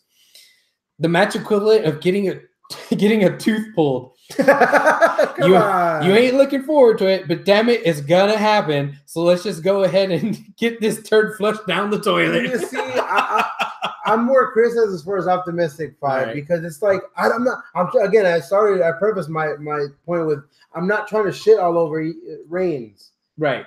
I'm kind of trying to shit on Brock Lesnar. Oh, no, I get it. Then, like, dude, I want this match to entertain me. I've said this so many times. I've wanted to like Roman Reigns, but his mic work early on was terrible, and people haven't forgiven him for it. Yeah. Even though his mic work over the last all build to WrestleMania has been pretty really good. Yeah. It's just that they've kept him static after the Shield. He still has the Shield music. He still has the Shield look. He didn't have any character whatsoever until just barely recently. Yeah. And he's just kind of stuck in this limbo where we're getting him, quote unquote, shoved down our throats, but he's the same product that we didn't necessarily like. Like, there's not been an evolution for Roman since the break off of the Shield. Like, we haven't got anything new with them, and he was the weakest charismatic link out of all three of them. But he was just the most popular because he moistened the most vaginas and stood out. And I don't even think he moistens vaginas anymore. No, he still does. Does he? You hear the crowd. Here's how we go. Right. Here's my prediction. Jojo, what's up, man? How's Bray? I'm going to find you in New Orleans, Jojo. So, my prediction, Paul Heyman low blows Roman Reigns. Brock Lesnar F5s him. Brock Lesnar wins. The next night on Raw, he goes out to the ring saying no man can beat him. Out comes Nakamura. Paul Heyman low blows Brock Lesnar. Nakamura wins. Lesnar leaves. Nakamura is the new Paul Heyman guy. I like that. Champion. Which means it's not going to happen. That means he would have had to have lost to AJ Styles. But he still leads WrestleMania weekend with a strap and a mouthpiece. I like that. But I also like this other conspiracy theory in the live chat that Daniel God damn it, y'all can't be smarter than me. It says, The Rock should come out and, God. congratulate Roman Reigns with a rock bottom out of nowhere, grab a mic and say, "You got a year to get ready, bitch." No. I have said this before though. I would like Roman Reigns' his run with this belt to go so bad that The Rock comes out and tells him, "Look, you're disgracing the family, you're disgracing the company that I left behind for you." That can happen in this angle. I need to fix this. I've seen The Rock wrestle enough youngins. The only time I ever want to see The Rock wrestle one more time is for two guys, and that's it. And who are they? Stone Cold, just because they and Triple H. I only want to see The Rock wrestle either one of those. You don't want to see him putting over a young buck. No. Lars Sullivan, because he already did. All right. He did. But Jericho does it every 6 months. Yeah. better than anyone. Yeah. But The Rock is.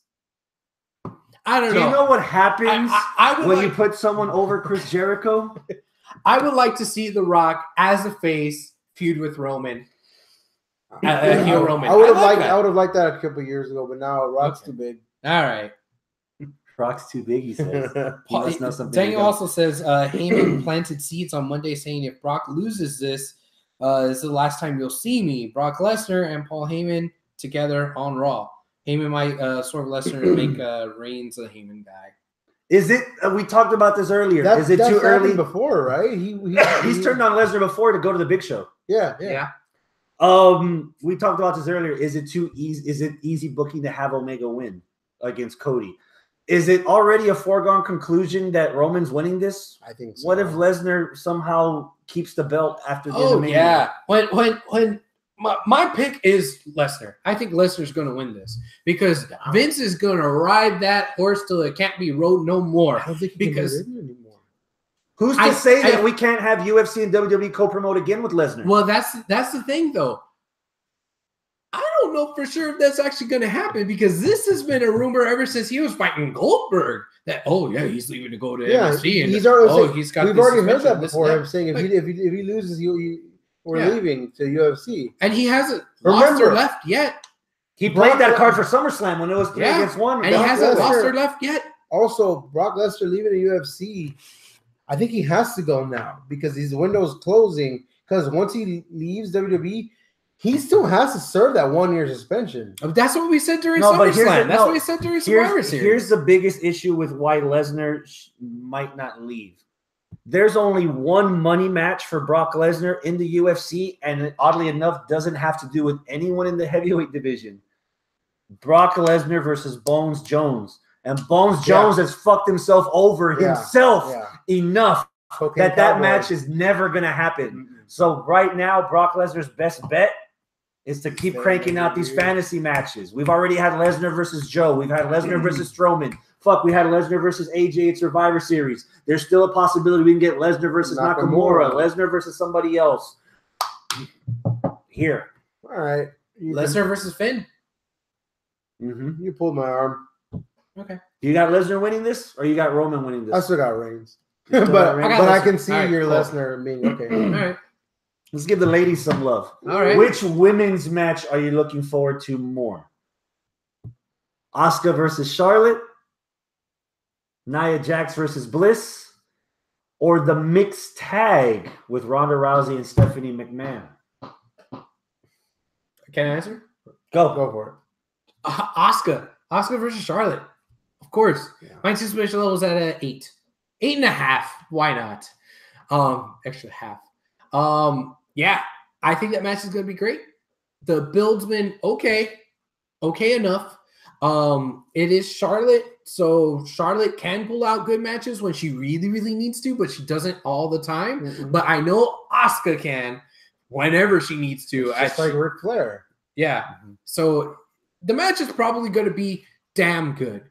I'm looking forward to seeing what they're going to do. I sat here, well, not here, but at Studio 511 and said, you know what? At some point, you need to get the monkey off of creatives back and break that winning streak of Asuka. Ooh. And man, I don't want that to happen, but I understand if it does, and the silver lining is going to be, well, at least Asuka's not predictable anymore as far as her matches go. So, you know what? Charlotte's going to win, but in a fucking barn burner of a match, and Asuka's going to give her a run for her fucking money, and it's going to be crazy go nuts. Okay, my turn. Go for it. I'm giving it a 9. One only because, and I haven't even seen it, but they blew their load last night on Mixed Match Challenge. I haven't seen it yet. I'm not going to see it. Mhm. That's the only reason why I'm at a 9. Match-wise, it's going to be badass. Okay. Asuka's streak is going to end after she beats Charlotte for the SmackDown Women's Championship. Oh! And Carmella cashes that shit in. Yes. You know, Twitter will go fucking insane. I think half of Twitter will love it. Yeah. You build that fucking streak for fucking a billion fucking matches, and then Carmella, you know what? I hope the microphone got that. Yeah, just fucking runs. I hope they don't do anything stupid like they did, and get a better ramp this year than they did last year, because that ramp, fuck. I'm gonna follow that up. Carmella cashes it in after Asuka beats Charlotte. The next night, Asuka demands her rematch, destroys Carmella in 45 seconds. You got the monkey off her back of the undefeated streak, and you have Asuka still with the title. No, the main reason why it makes so much sense for Carmella to cash in, Asuka's still on the Raw brand. She can have Raw beating SmackDown, her holding that belt once enough, and still go fight fucking Nia Jax or fight whoever wins that belt at fucking Backlash or something like that. And then having Carmella feud with Charlotte within the next call-ups or with Becky Lynch, you know what I mean? You can still have that fruition coming. That's why. That's the main reason why I think Carmella Castillo will be perfect, because that doesn't. So hey, you're on Raw, but you're a SmackDown champion. Yeah. I think Carmella will take another step if she does do this and successfully defeats Asuka, who just won the title at Mania, cashes in successfully, because that heat will be nuclear, and she has proven that she can handle that heat. Yeah. In this day and age of Me Too, and it's 2018, and Time's Up, and all that. And with the women's revolution, it is super fucking hard to have a legit heel who gets heel heat if you're a woman right now. Yeah. It's so hard. Really hard. But who did? Carmella. Why? Because of Mr. No Chin, Ellsworth. This is going to be the step that she could take to get it with. Dude, they can mimic like damn near moment for moment. And backtrack on my list, to not even have Asuka win the belt. She can come in all that Seth Rollins WrestleMania triple threat. Yeah. One already destroyed each other. That's what she tried to do on Tuesday, right? Yeah. My anticipation for this was at a 10 until they blew their load at Mixed Match Challenge, which I saw because I thought that was the right thing to do as being a person on this podcast, to let you know that from the second the commentary were teasing that Asuka could lose her undefeated streak with The Miz getting fucking pinned, I knew, number one, Asuka and The Miz were winning, and number two, the fact that they blew this load, I'm now at a 7. And yeah, I've got Carmella somehow leaving with this belt. And that's it. And I think we've already given our predictions somehow in this match. Okay. He said that this was the women's match he was most looking forward to. Is this the most looking forward to women's match on the card for you? Or is it? No, yeah, it is. It is? Because because Alexa, Nia, I do want to see it. What's your anticipation level for it? 7. Just because we've seen it before. Piggy James and Triple H versus Booker T. It's kind of a hybrid of both of those two. Okay, it's kind of schoolgirl type of shit, but it's fine because that works. Yeah, that works, and I love it because they're laughing all the way to the bank because they're best friends in real life.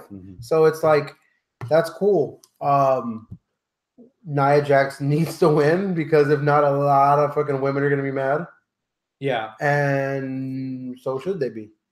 If you're gonna piss off all the women by having Carmella cashing the Money in the Bank, no, you're gonna be pissing off all the men by having Asuka lose her streak to Carmella. So it's fair to piss off everyone else by having Nia lose to Alexa. No, I think Nia will win this. I want Nia to win it.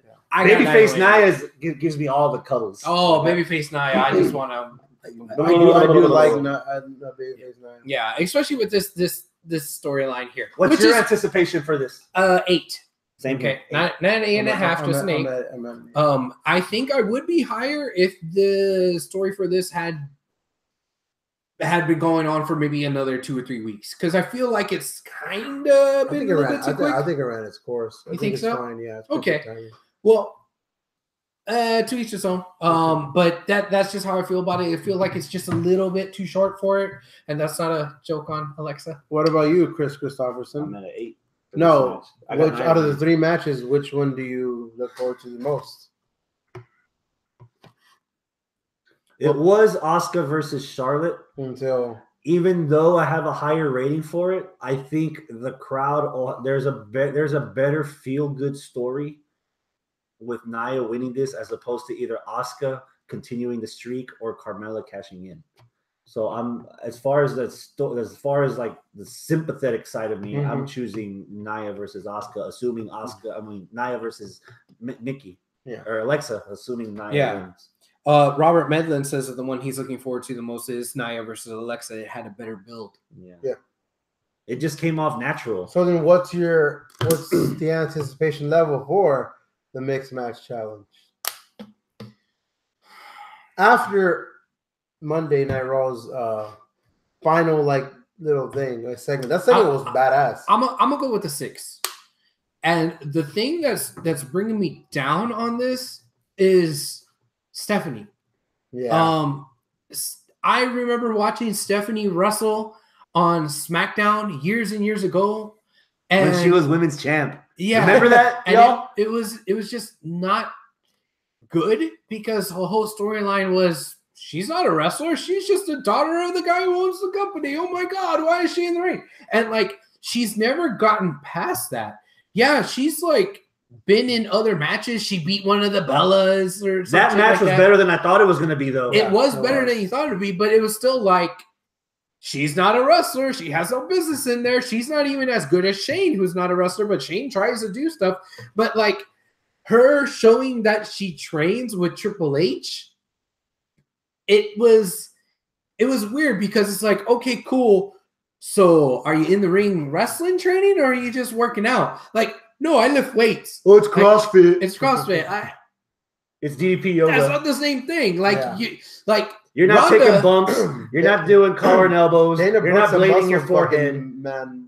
Fucking bodybuilder, and she sucks in the ring. And they should have done with Steph what they are doing with Ronda, which is they're not showing that kind of shit, except for Ronda was training in the ring with Kurt Angle. Mm-hmm. Stephanie was picking up heavy objects and putting them down with Triple H, and that's it. She does that shit at home with her children.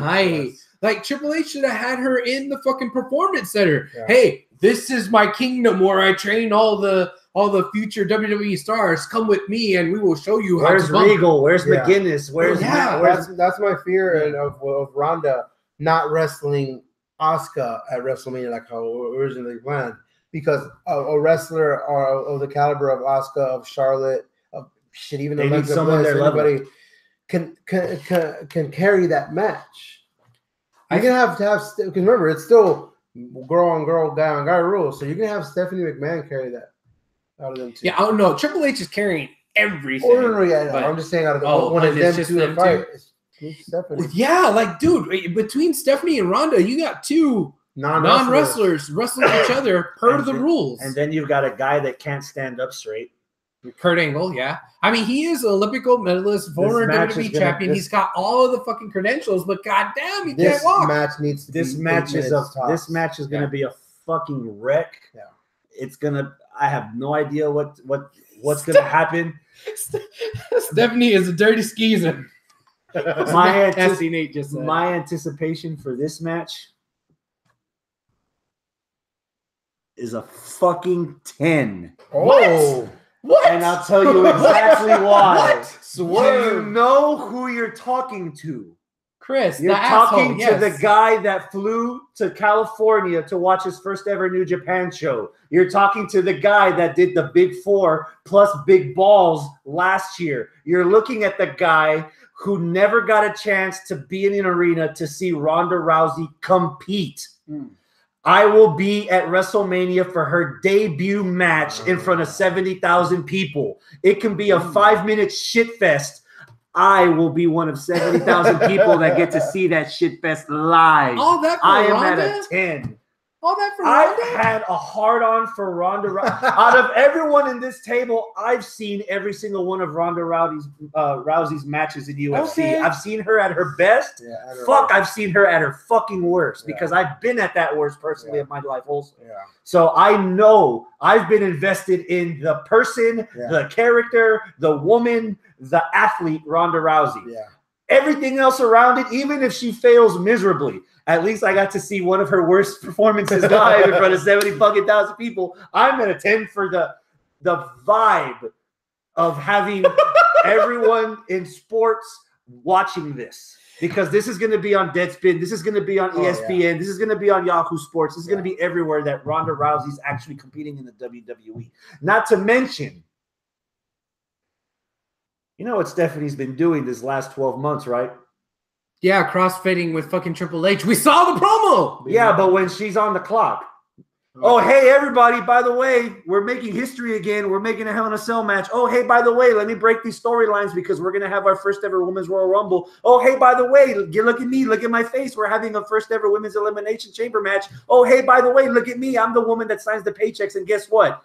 Because of the women's movement, Ronda and I could possibly main event WrestleMania. Ooh. Daniel in the live chat has kind of a mic drop on that. The McMahons putting themselves over so much for so many decades is one reason why they have trouble understanding why so many people don't want Reigns as their top guy. Yeah. But at the end of the day, is it his company? Nope. Is it our company? Nope. Whose is it? The McMahons. McMahon. And who is everyone trying to impress on that company? McMahon. The board owners or the board. But at the end of the day, who's at that board? Who's got the most shares? McMahon. McMahons. You're welcome. Yep. That's why people love NXT because Triple H. That's why people now love 205 because Triple H is in his name. True. As much as Triple H was that self-serving motherfucker in the 2000s that just gave himself 17 title runs, he knows now not to do that. Dude, Triple H has the most losses in WrestleMania history. Does he? Yeah. Oh. So because he knows Bray Wyatt's getting there. He's coming for your streak, Triple H. He's 0-3. You're supposed to follow Undertaker's streak, not Triple H's streak. God damn it, Bray. That's why he went into the fucking reincarnation. With that being said, is this the year that the McMahon Helmsley era actually gets a W on WrestleMania? Well, no, they did in WrestleMania 2000. Triple H won with Stephanie in his corner. And Okay. Triple H won WrestleMania 25 against Randy Orton, but I don't think half of the arena was there to see No, it. no, No. was there. Nah, man. Nah, you gotta give it to Randy. Kurt Angle fucking her Triple name H up so many beat times. It's making Sting. me fuck up her name. Yes. Triple H has beaten Sting. But so did Turnbuckles. Yes. No, for this to gotta be be on Ronda, man. Deadspin, Yeah. on fucking Entertainment Tonight, on It's a feel CNN. good. Damn, your shit's dying. Yeah, Ronda Rousey's gonna win this. Yeah. Yeah, my phone's about to die. But yeah, Ronda Rousey's winning it. Did I already get my anticipation level? I don't even remember. I know. 6? Okay. Yeah. Boom. I'm at like a 7. Okay. I got Ronda. Yeah, I know. I've got Triple R tapping out Stephanie McMahon. Hey, Aaron, what's up, man? So everyone in the chat, answer this question. We'll get to it when I get their answer. Who is Braun Strowman's mystery partner? Oh, man. The one I thought it was going to be on Monday, and I was going to be like, oh, okay. He's going to be at WrestleMania weekend already doing something. God, is it not obvious that it's going to be the Big Show? I'm scared now, man, because I was thinking about this while I was watching Raw on Monday. We, as a wrestling community, like Elias because his heel work is so good that we can't help but cheer him, like we cheer The Miz, like we cheer Rusev. But he's still a fucking heel. Yeah.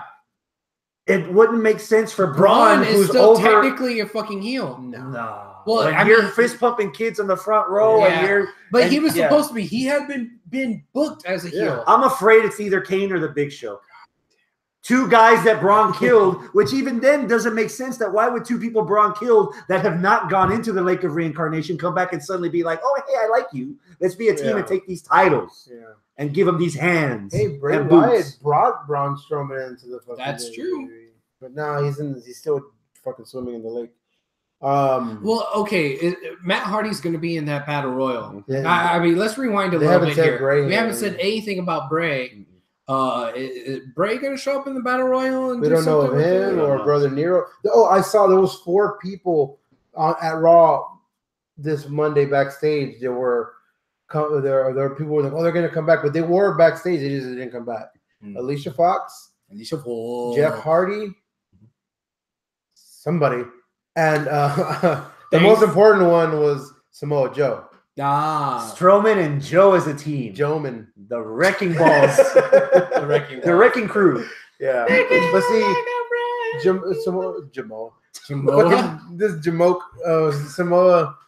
Samoan Joe, he's supposed to be like feuding with Reigns for the title after Mania.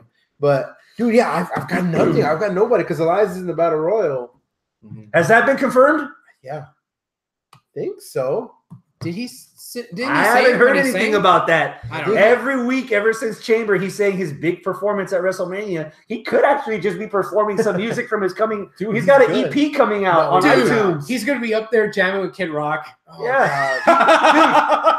If you guys did not watch the road trip or whatever they did right along, then they had Elias in a limo, and he did confirm he's recorded songs. Nice. And he's actually releasing an EP or an LP on iTunes.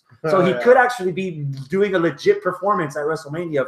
He actually wrote a song called New Orleans. Dude, he's a good guitar player. Yeah. Yeah, And people like to Johnny walk. He has a Johnny Cash voice, like kind of soulful and slow. But yeah, I have no idea who his partner could be. I'm going to be a little bit different here. And did you give your anticipation level? No. Here's mine, 3. 3? And here's why. The best part of Raw last night was also the worst part. The backstage with Kurt Hawkins when Braun Strowman threw him through the wall. They gave him his big break. That should have happened from the moment he became #1 contender. Yeah. Why didn't we wait 4 weeks for this? Yeah. Why? I don't know. My anticipation for this is at a 3. Okay, he's at a 3. Where are you at? I'm at 6 because I don't know. Okay. I'm anticipating it a lot, but I can't even guess his partner. Your uncertainty is what's holding you back. Yes. The uncertainty is not holding me back. I'm at a 9 for this. Okay. It's because, with the exception of maybe the Big Show, Kane, with the exception of those 2 lame options, I am happy with whoever, and I'm happy with whatever outcome. Ooh, we got that on tape. I'm gonna test that. We're gonna come back on Wednesday, and I'm gonna tell you: were you happy with Dana Brooke dressed up as a dude? Oh yes. Were you happy with Brains last Monday on Raw? Yes, I love Brains. fucking love Brains. I love Brains Strowman. But no. Dean Ambrose coming back as the My point is that I'm relishing the anticipation, and I'm glad that there's going to be something that's at Mania that's a surprise. That's possibly a good surprise. Okay, if it's Big Show or Kane, all right, that's a little lame, but maybe Braun can still work with it. Maybe. But I was kind of hoping to be somebody like Hawkins or Slater, or you know what? He doesn't get anyone. He just says these hands. And he goes out there and solos it. I don't know. He needs a partner. Yeah. They've already given that stipulation. Yeah. What if it's Gargano? Gargano or somebody. Fucking bring back Ellsworth for that shit. I mean, that would be tight. If it was Ellsworth, that would be fucking tight. Yeah. I like all these other options, and I like Braun enough that I'm intrigued by this, and it might be the most intriguing thing out there. Once I hear Braun's music come out, I am not moving. I'm telling everyone to shut up, and I'm like, I want to see this. What the hell's gonna happen? I'm invested in this, and I hope it's somebody way weaker than Strowman. Yeah. I don't want it to be somebody that's Strowman's equal, but even if it is Strowman's equal, oh shit, maybe he can pull that off. So that's all I'm saying about that. Chris, do you want to expound on that more, or do we want to get to the chat on this? No, I think I said my piece already. All right. So the chat here said, I gotta scroll up a little bit here. I'm sorry. Aaron. Father Time is racing you up there, so yeah, hurry up. I know. Aaron said Spike Dudley. He needs the work. Robert Mendes says Goldberg. I don't know.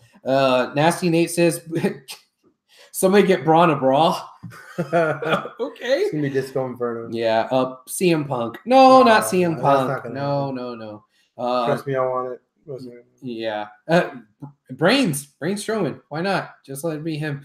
But no shit. It's gonna be Mysterio if his arm is good to go. God. Vince wants Ray. Tight. Holy shit! What if it is Mysterio? That would be fucking tight, dude. Dude, little and big, yeah. His arm is. I was hoping they'd pick somebody from the cruiserweight division for him to skip that fucking New Japan. What about Ryback? Oh, that'd be terrible. Are you trying to lose viewers tonight? No, that's what Robert said. Sorry, Robert. Sorry. Are you trying to lose customers? No. Okay. No. We got a couple matches to get to, and he's got 12%, dude. You guys are fucking millennials. Oh my god, my phone's at 88%. It's gonna die eventually. He was at 15% like 2 minutes ago. It's going by 2% of the time. Well, I'm at 19%. You don't hear me bitching. I'm at 12 too. Is the Raw tag team match better than the SmackDown's 3-way? No, that match is gonna be fucking badass. As much as I hate the build, that match is gonna be fucking fire. Give me an anticipation level then. Back it up. 8. And I'm backing it up by saying, is it going to be like, I think it's like no holds barred, right? Because it's going to be all kind of one of those calamity matches. It's a 3-way. So. Yeah. Hammers, ladders, chairs. 3 on 2 on 2. So the New Day has that extra person. Yeah. So. But the New Day, they've stuck to those rules where 2. Just the 2. Yeah, the other ones are. Even when they were heels, they kind of just like, nah. Yeah, that's it. Yeah. I mean, the most that would happen is when they were heels, Xavier would distract him with the trombone, and that's about it. No, I think it's going to be a badass match, and I think the Usos retain. I think putting the belts on the Bludgeon Brothers right now, it's still a little too early. I wouldn't mind it, but I think it's just still. And that hammer gimmick has got to go. Yeah. Enough with the hammer gimmick. Yeah. I'm at an 8, and I've got the Bludgeon Brothers winning this. Okay. I've got them pinning the New Day, so the Usos have the claim that they never lost. Okay. Okay. I'll go with a 6. I don't care that much for the Bludgeon Brothers. It's painfully obvious. Yes. Now we get into the Bukakis of the card. Do you guys want to do 3 or 4? Why? Let's start with 4. So on Rusev Day, we're going to be having a 4-way match for the U.S. title. Rusev, Mahal, Rude, Orton. Abel, your anticipation level for this. I don't know how you did that, but I went like this, like that. It was like fucking perfect, dude. For all y'all watching, you're welcome. Right I'm going to go with about a 7. A 7? Really? Yeah. You've been down on this for a while. Well, they added Rusev to it on Rusev Day. Machka! Okay, wait to get to mine. Yeah, man. I'm very, very interested to see what the hell they're actually going to do with Rusev in this. And I'm going to be very, very, very disappointed if, like, Rusev is just... If he gets pinned. If he gets pinned or if he just gets murdered in this match. If he doesn't win, but he has a good showing, then I'm like, okay, fine. If he doesn't win, they're going to give him the Daniel Bryan 17 seconds treatment for the rest of the card. Oh, God, I hope not. But I don't know. Rusev Day all fucking night. Rusev has brought me enough interest in this match for me to put it at a 7. Go, bro. By math? Oh, no. We're going to get like I think it's might be right. Oh, Steiner math over here. Yeah, Steiner. You carried the C and you divided and you divided the mu. I'm giving this match a 2.5. 2.5. And it's all Rusev Day. 10 for Rusev, 0 for the others. I think your math is correct, sir. Coming from someone that works at a bank, I can verify that you are correct. Yes. You mathematician. Yes. Dude, Dad. it's all Rusev. If he doesn't fucking win, that fucking place is gonna go insane. And when he wins, that place is gonna go insane, a la Ziggler winning fucking the belt. Yeah. Yeah. I want to see Rusev on the motherfucking tank again. Got about a 6. Okay. It's obvious now. They have to give it to Rusev. They better give it to fucking Oh, no. You did this, so I'm going to do this. I lied. We can't have happy endings all the time because this is life. Yes. Jinder is winning this title. And his first feud will be with Rusev. Turn that motherfucker face now. Well, Everybody's Rusev accepting it. Beat him this week, didn't he? Daniel just said that in a live chat. No matter what, Jinder and Rusev will be feuding for a U.S. title. Yes, do it. English turns on Rusev and then goes with Jinder. Here's He's the other Singh brother. oh, Lord. Here's where we add fuel to that. Okay. Imagine if Aiden English is not in the picture. You can turn Rusev into a solid babyface if you hide the negative of the whole Bulgaria thing and accentuate the positives that Jinder and both these Singh brothers are trying to do something evil to Lana. Imagine the face reactions a buff, defensive boyfriend, husband Rusev will get defending Miss Elizabeth against the twins and Mahal. Lana is the best. Lana's number one. Rusev coming out Apollo Creed with like a hat and a top hat and fucking his hat better have a propeller on it. Like, I love USA. Like Austin Creed and TNA. Like, What a country! Ooh, I'll have the crab juice. It'll look like fucking Apu whenever he put it on the Mets jersey. I've got Rusev winning this. I'm sorry. I've got Jinder winning this. Who you got? Man, Randy Orton. Right? As much as we're fucking gushing over this, as much as we're fantasy booking, WWE's not going to give us what we want, and they're going to go with their surefire thing, which is Mr. RKO. Viper. The Viper. I'm a snake. Reflection shirt looking ass. Yeah. Yeah, Rusev Day, number one. There you go. Now let's do these treats. Is this the more anticipated multi-man match than the one on Raw? You have Miz, who just won the tournament, who just became a papa, against Finn and older Finn. Older Finn? I'm going to make this easy for you. They already gave me Finn versus Seth twice in the last 5 weeks. My anticipation for this match, again, I got to balance this shit out. I'm at a 0. Ooh. I have no fucks to give at all for this match. Seth is like a black hole now. Like I have no interest in Seth. We're giving me the same pasty face Finn with the shit eating grin, and I still don't know what the fuck he's happy about. No, the demon's gone. And the Miz obviously is still going to be better off in this division with the title than without it. If you're not going to move him to the main event picture after this, then why the hell are we having this match for? To break that record. He's got to break it. Vince McMahon's all about breaking records. The Intercontinental title. This is where you know the women's evolution is working, because this might be my piss break. This match. Wow. I'll see your piss break. I am at a 0. I'll see your zip, 0. zilch, bupkis, the square root of Jack. Go. I'll see your 0 piss break and give this match a 12. Your match of the week pick is Finn versus Seth from last Monday. This is my most anticipated match of the night. You're anticipating this as much as you're anticipating Cody versus Omega? I said of the night. Or the weekend. You still gave it a 12. Yeah. The other match you gave a 12. Yeah. Fine. Okay, defend You yourself. know, Sir. this episode is WrestleMania weekend. I know. Yeah. I know.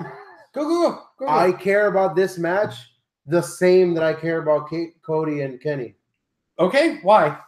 Because of what I've seen in that ring from two of them and The Miz, from all of them combined. Yeah. From me saying, I didn't even know 5 weeks ago already that Seth Rollins is my favorite wrestler right now because of that fucking gauntlet match that he fucking pulled off. True. Because of Finn Balor's Royal Rumble performance.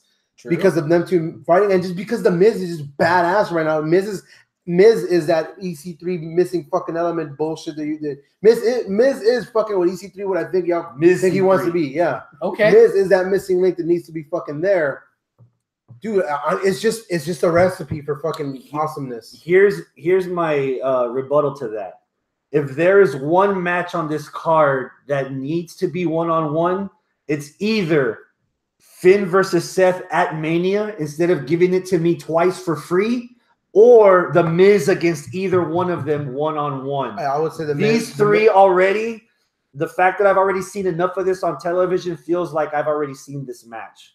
And that's why I'm already like checked out. I get where you're coming from a bit, but I love that The Miz can provide that break of Finn versus Rollins. Because it'll be, I've always wanted to see Finn versus Miz. Since Finn was the person I wanted him to feud with whenever he first came back. I agree. That's what I wanted. I wanted Finn to get not instantly go back to Universal, just go to the Intercontinental, then Universal.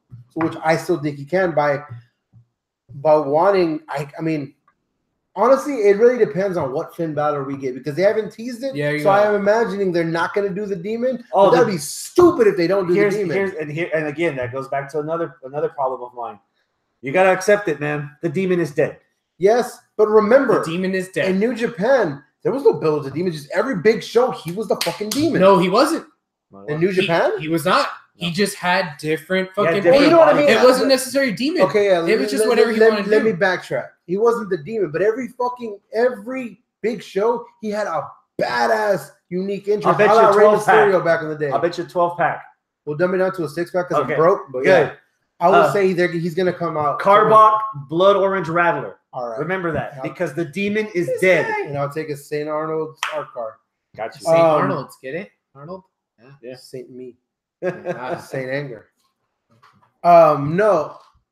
I think they'd be stupid not to give him a badass WrestleMania cool fucking entrance. Have the kids still wear his shit. Yeah. So that'd be stupid if they didn't do it. But no, I can't wait for that match, dude. I really, really, really, really want to see Finn get a WrestleMania fucking moment. Okay.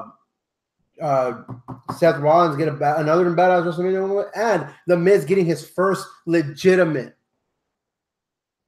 memorable WrestleMania match.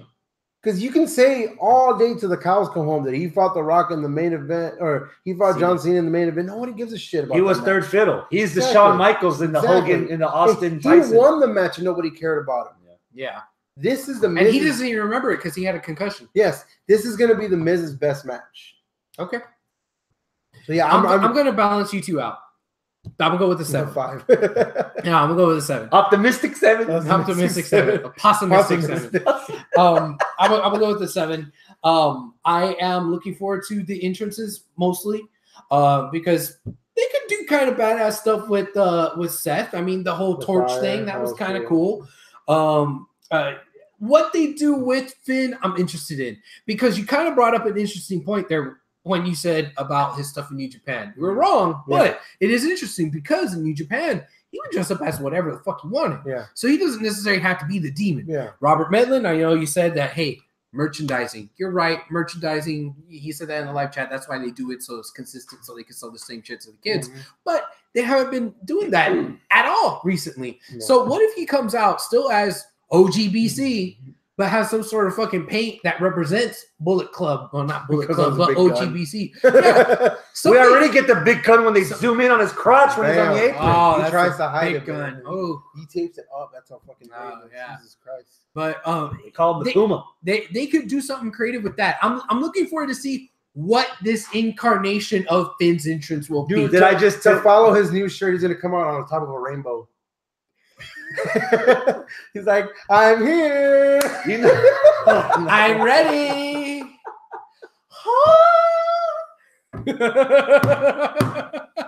Here's the entrance. No Demon.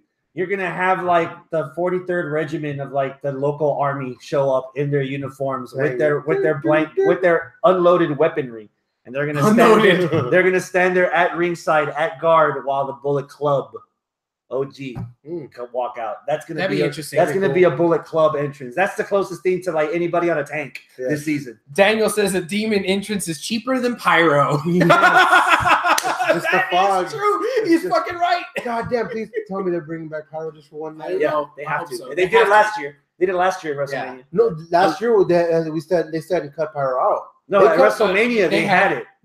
They did. No, what was around the entire fucking. What I'm saying is they didn't cut pyro until after Mania last year. They did before Mania. They had cut it out already. Really? Yeah, because there were already those weird poses of Lesnar going, and nothing. And that was before Mania. Oh, okay, cool. My phone's at 5% battery, so if the live chat dies, sorry, but I'll let y'all know when that happens. And you're not sucking up my 18%. Those are pretty much all right. Who's winning this? I think Finn will win this. I know who's gonna lose. So. The Miz.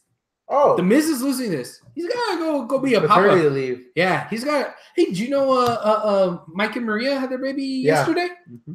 Was it yesterday or today? I think it was yesterday. It was kind of a cool name. It was Freddie. Freddie. Frederica. They're calling her Freddie. Yeah. So yeah, cool. Yeah. I have Seth winning this because you can always have Finn in the Bullet Club against the Miz Taraj and keep that going for a bit. And that'll make him a Grand Slam champion. Yeah. Really? Mm-hmm. He's won the tag team titles. He's won the US title and the WWE. Okay. I'm okay with that. I want Finn. I know you do. But I want the Miz to win the match. No, honestly, if the Miz wins the match, I'll be happy. But if Finn wins, I'd be like, fuck yeah. That's who I pick. What's our next one? Oddly enough, we have one match left. Oh, okay. The Miracle on Bourbon Street returns. Oh, yeah. WrestleMania 2. Yes. WrestleMania 2. Daniel Bryan and Shane McMahon hugged it out on SmackDown. They sure did. Is that foreboding in this tag match against Sami Zayn and Kevin Owens? Is that a red herring? I just want them to fast forward to fucking Daniel Bryan kicking the shit out of Shane McMahon. I don't care how this match starts. I can already tell the ending of this match is bam, the fucking real Undisputed Era. The main event, Undisputed Era. I'm sticking with it. I coined it. They're the Dishonored. The Dishonored. That's fucking awesome. The Dishonored. I like that. Yeah. The Dicks of Honor. Dicks of Honor. Would that be too easy? Yes, but that's what WWE is. Sometimes easy is best when it's done right. Look at yeah. Is this a heel faction that's still going to get cheered out the ass because it's Daniel Bryan? Fuck yeah, dude. I'm never going to boo Daniel Bryan as long as I live. Okay. I've never booed Kevin Owens nor Sami. I've yawned It at that takes game before. one promo of Daniel Bryan going, I damn near killed myself for you people, and what have y'all given me? Mm-hmm.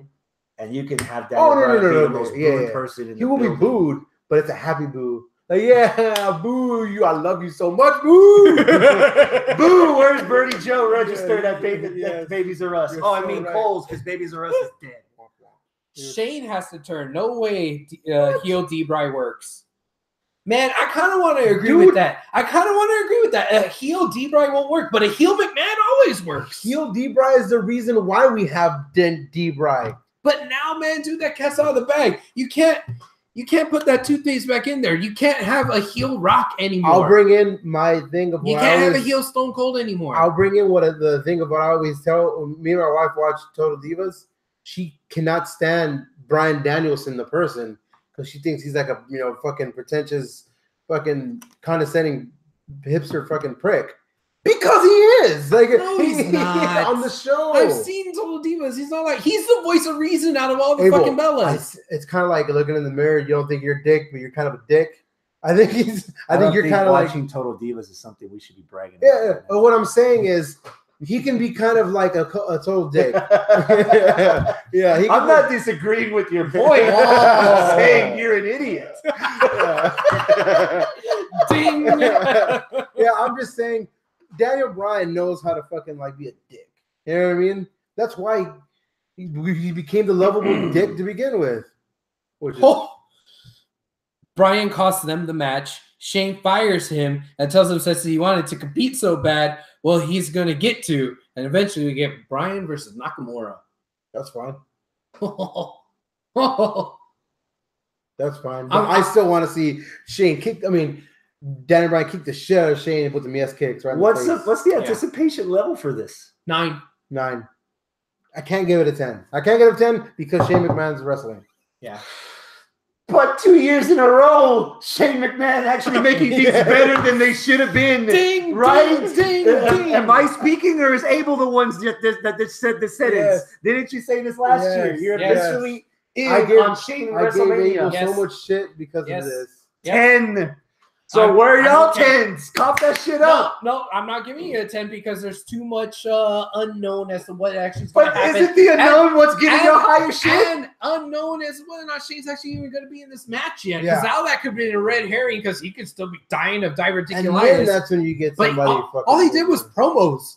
It was easy to go out there and do a promo and then get back to the back. He It's could like, say, hey, I never said I was going to wrestle. yeah. So I never even I don't agreed know. to be in the match. So I've got a question for you because we're still not done. Like, bitch, I'm still in the 9. We're still not done. All right.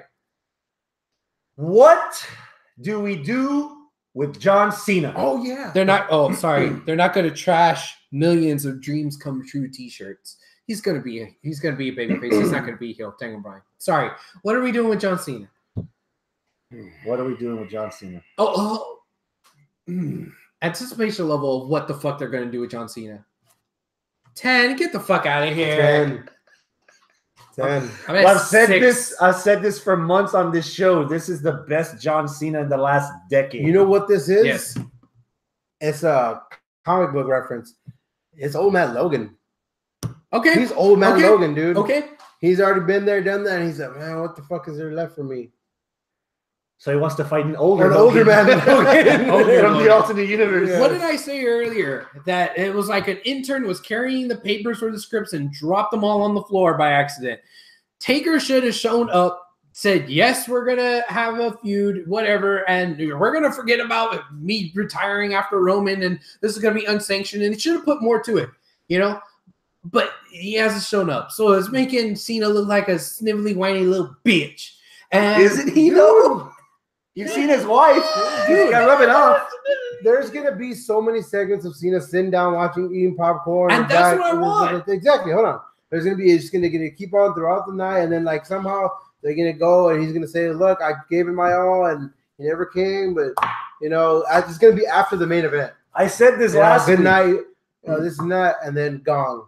I said it last week. I'm expecting like Cena to be in the ring, just saying, just talking, and the Undisputed Era comes out, and they start beating the shit out of Cena. Gong, Taker saves. No, they had a third member, and out comes the Undertaker to even the odds and a shine of respect, and that's it. I don't see a match. Yeah.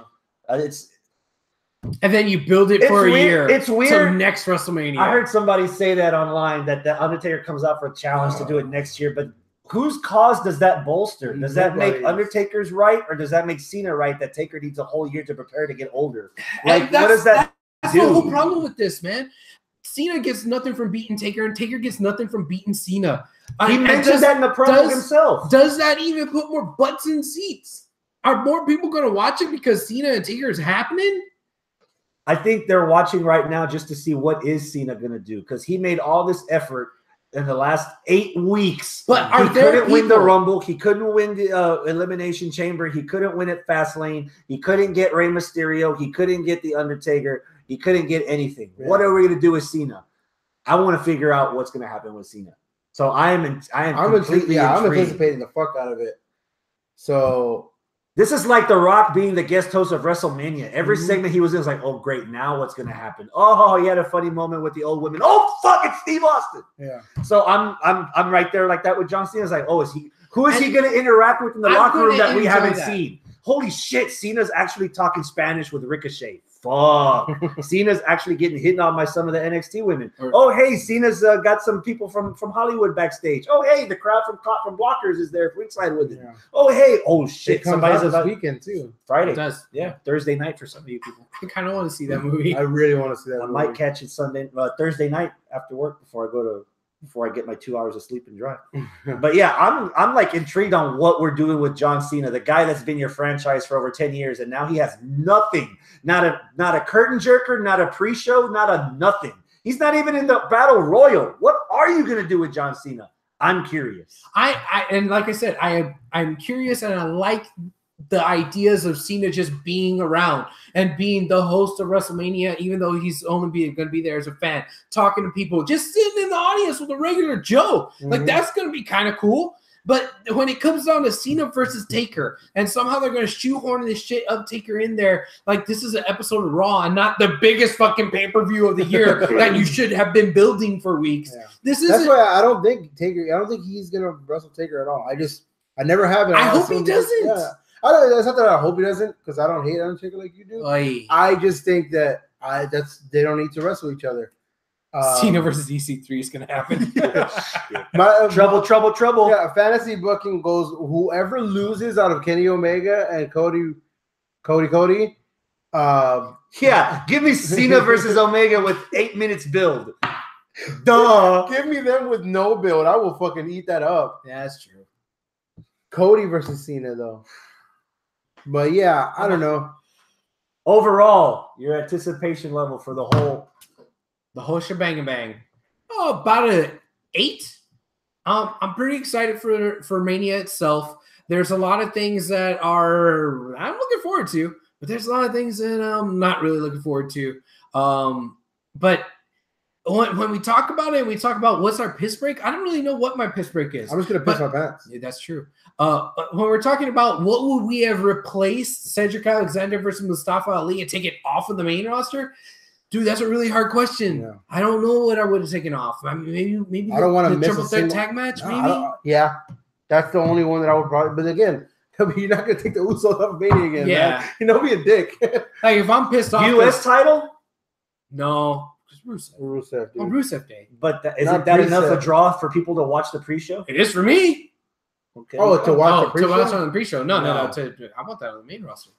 Like I don't know. My anticipation level is a very pessimistic 8. Like the only reason why is like I love Portia's thing, the interaction with somebody in the crowd saying that people that bitch about WrestleMania being too long, the same people say that Wrestle Kingdom is the exact perfect time. I said that on the show a few weeks ago. Yeah, like dude, it's long as fuck, but you got to get used to it.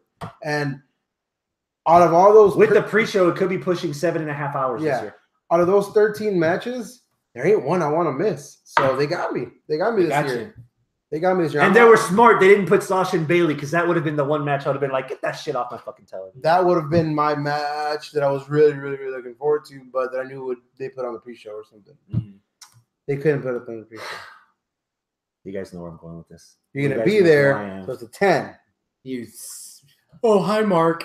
But that being said, before I get to the Facebook people, I'm going to ask both of you guys. Yes. Your match that you're looking forward to the most this WrestleMania weekend is? The whole damn weekend. Is? Kenny Omega versus Cody. A unanimous decision. The match that you probably are Gargano versus Ciampa.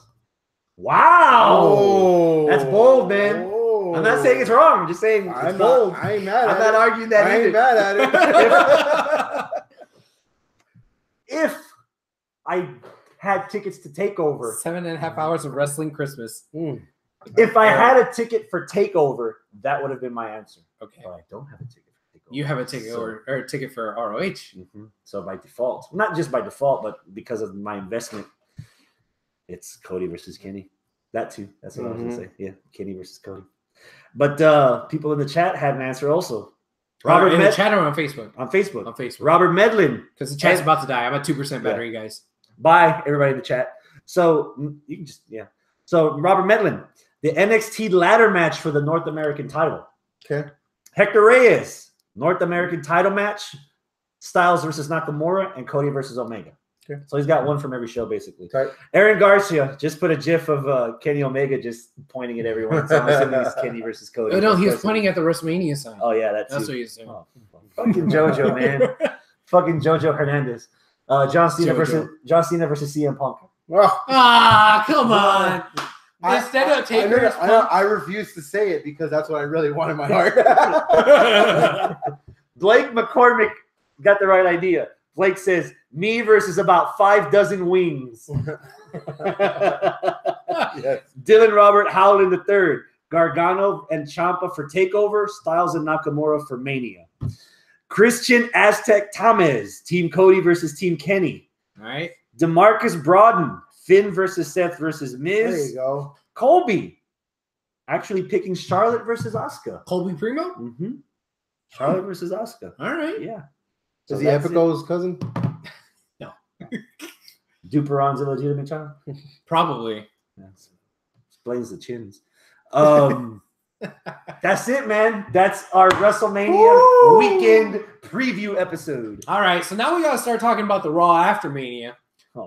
Flip this table, man. No. I got a fucking daughter to put to bed. That's true. Yeah. Woo. Yeah. No, that's what we're going to talk about next week. Next week is our review show. So next week we're going to be coming off of like a 40,000 hours of wrestling. yes. Via fucking the Hall of Fame. Traveling. Yeah, I'm gonna be traveling to New Orleans on Friday. Yeah. So I'm gonna go watch the Hall of Fame somehow. And I still have to catch up on the New Japan stuff I missed last week. So I'm gonna be watching about fucking 15 hours of wrestling. I'm gonna be driving about 10 hours. I'm gonna have like 5 hours on my face. I'm gonna use my fucking daughter's tablet to watch fucking all this shit while I'm on the road. Wow. God damn it. It's going to be quite the weekend. It's gonna be fun. Yeah. Best fucking weekend ever. Wrestling of Christmas. Wrestling. That's what Aaron This is said my in the holy live chat. week. It's your So holy let's do something a little different. week. Okay. Because last week you weren't here I don't and know. you didn't have access to watch this.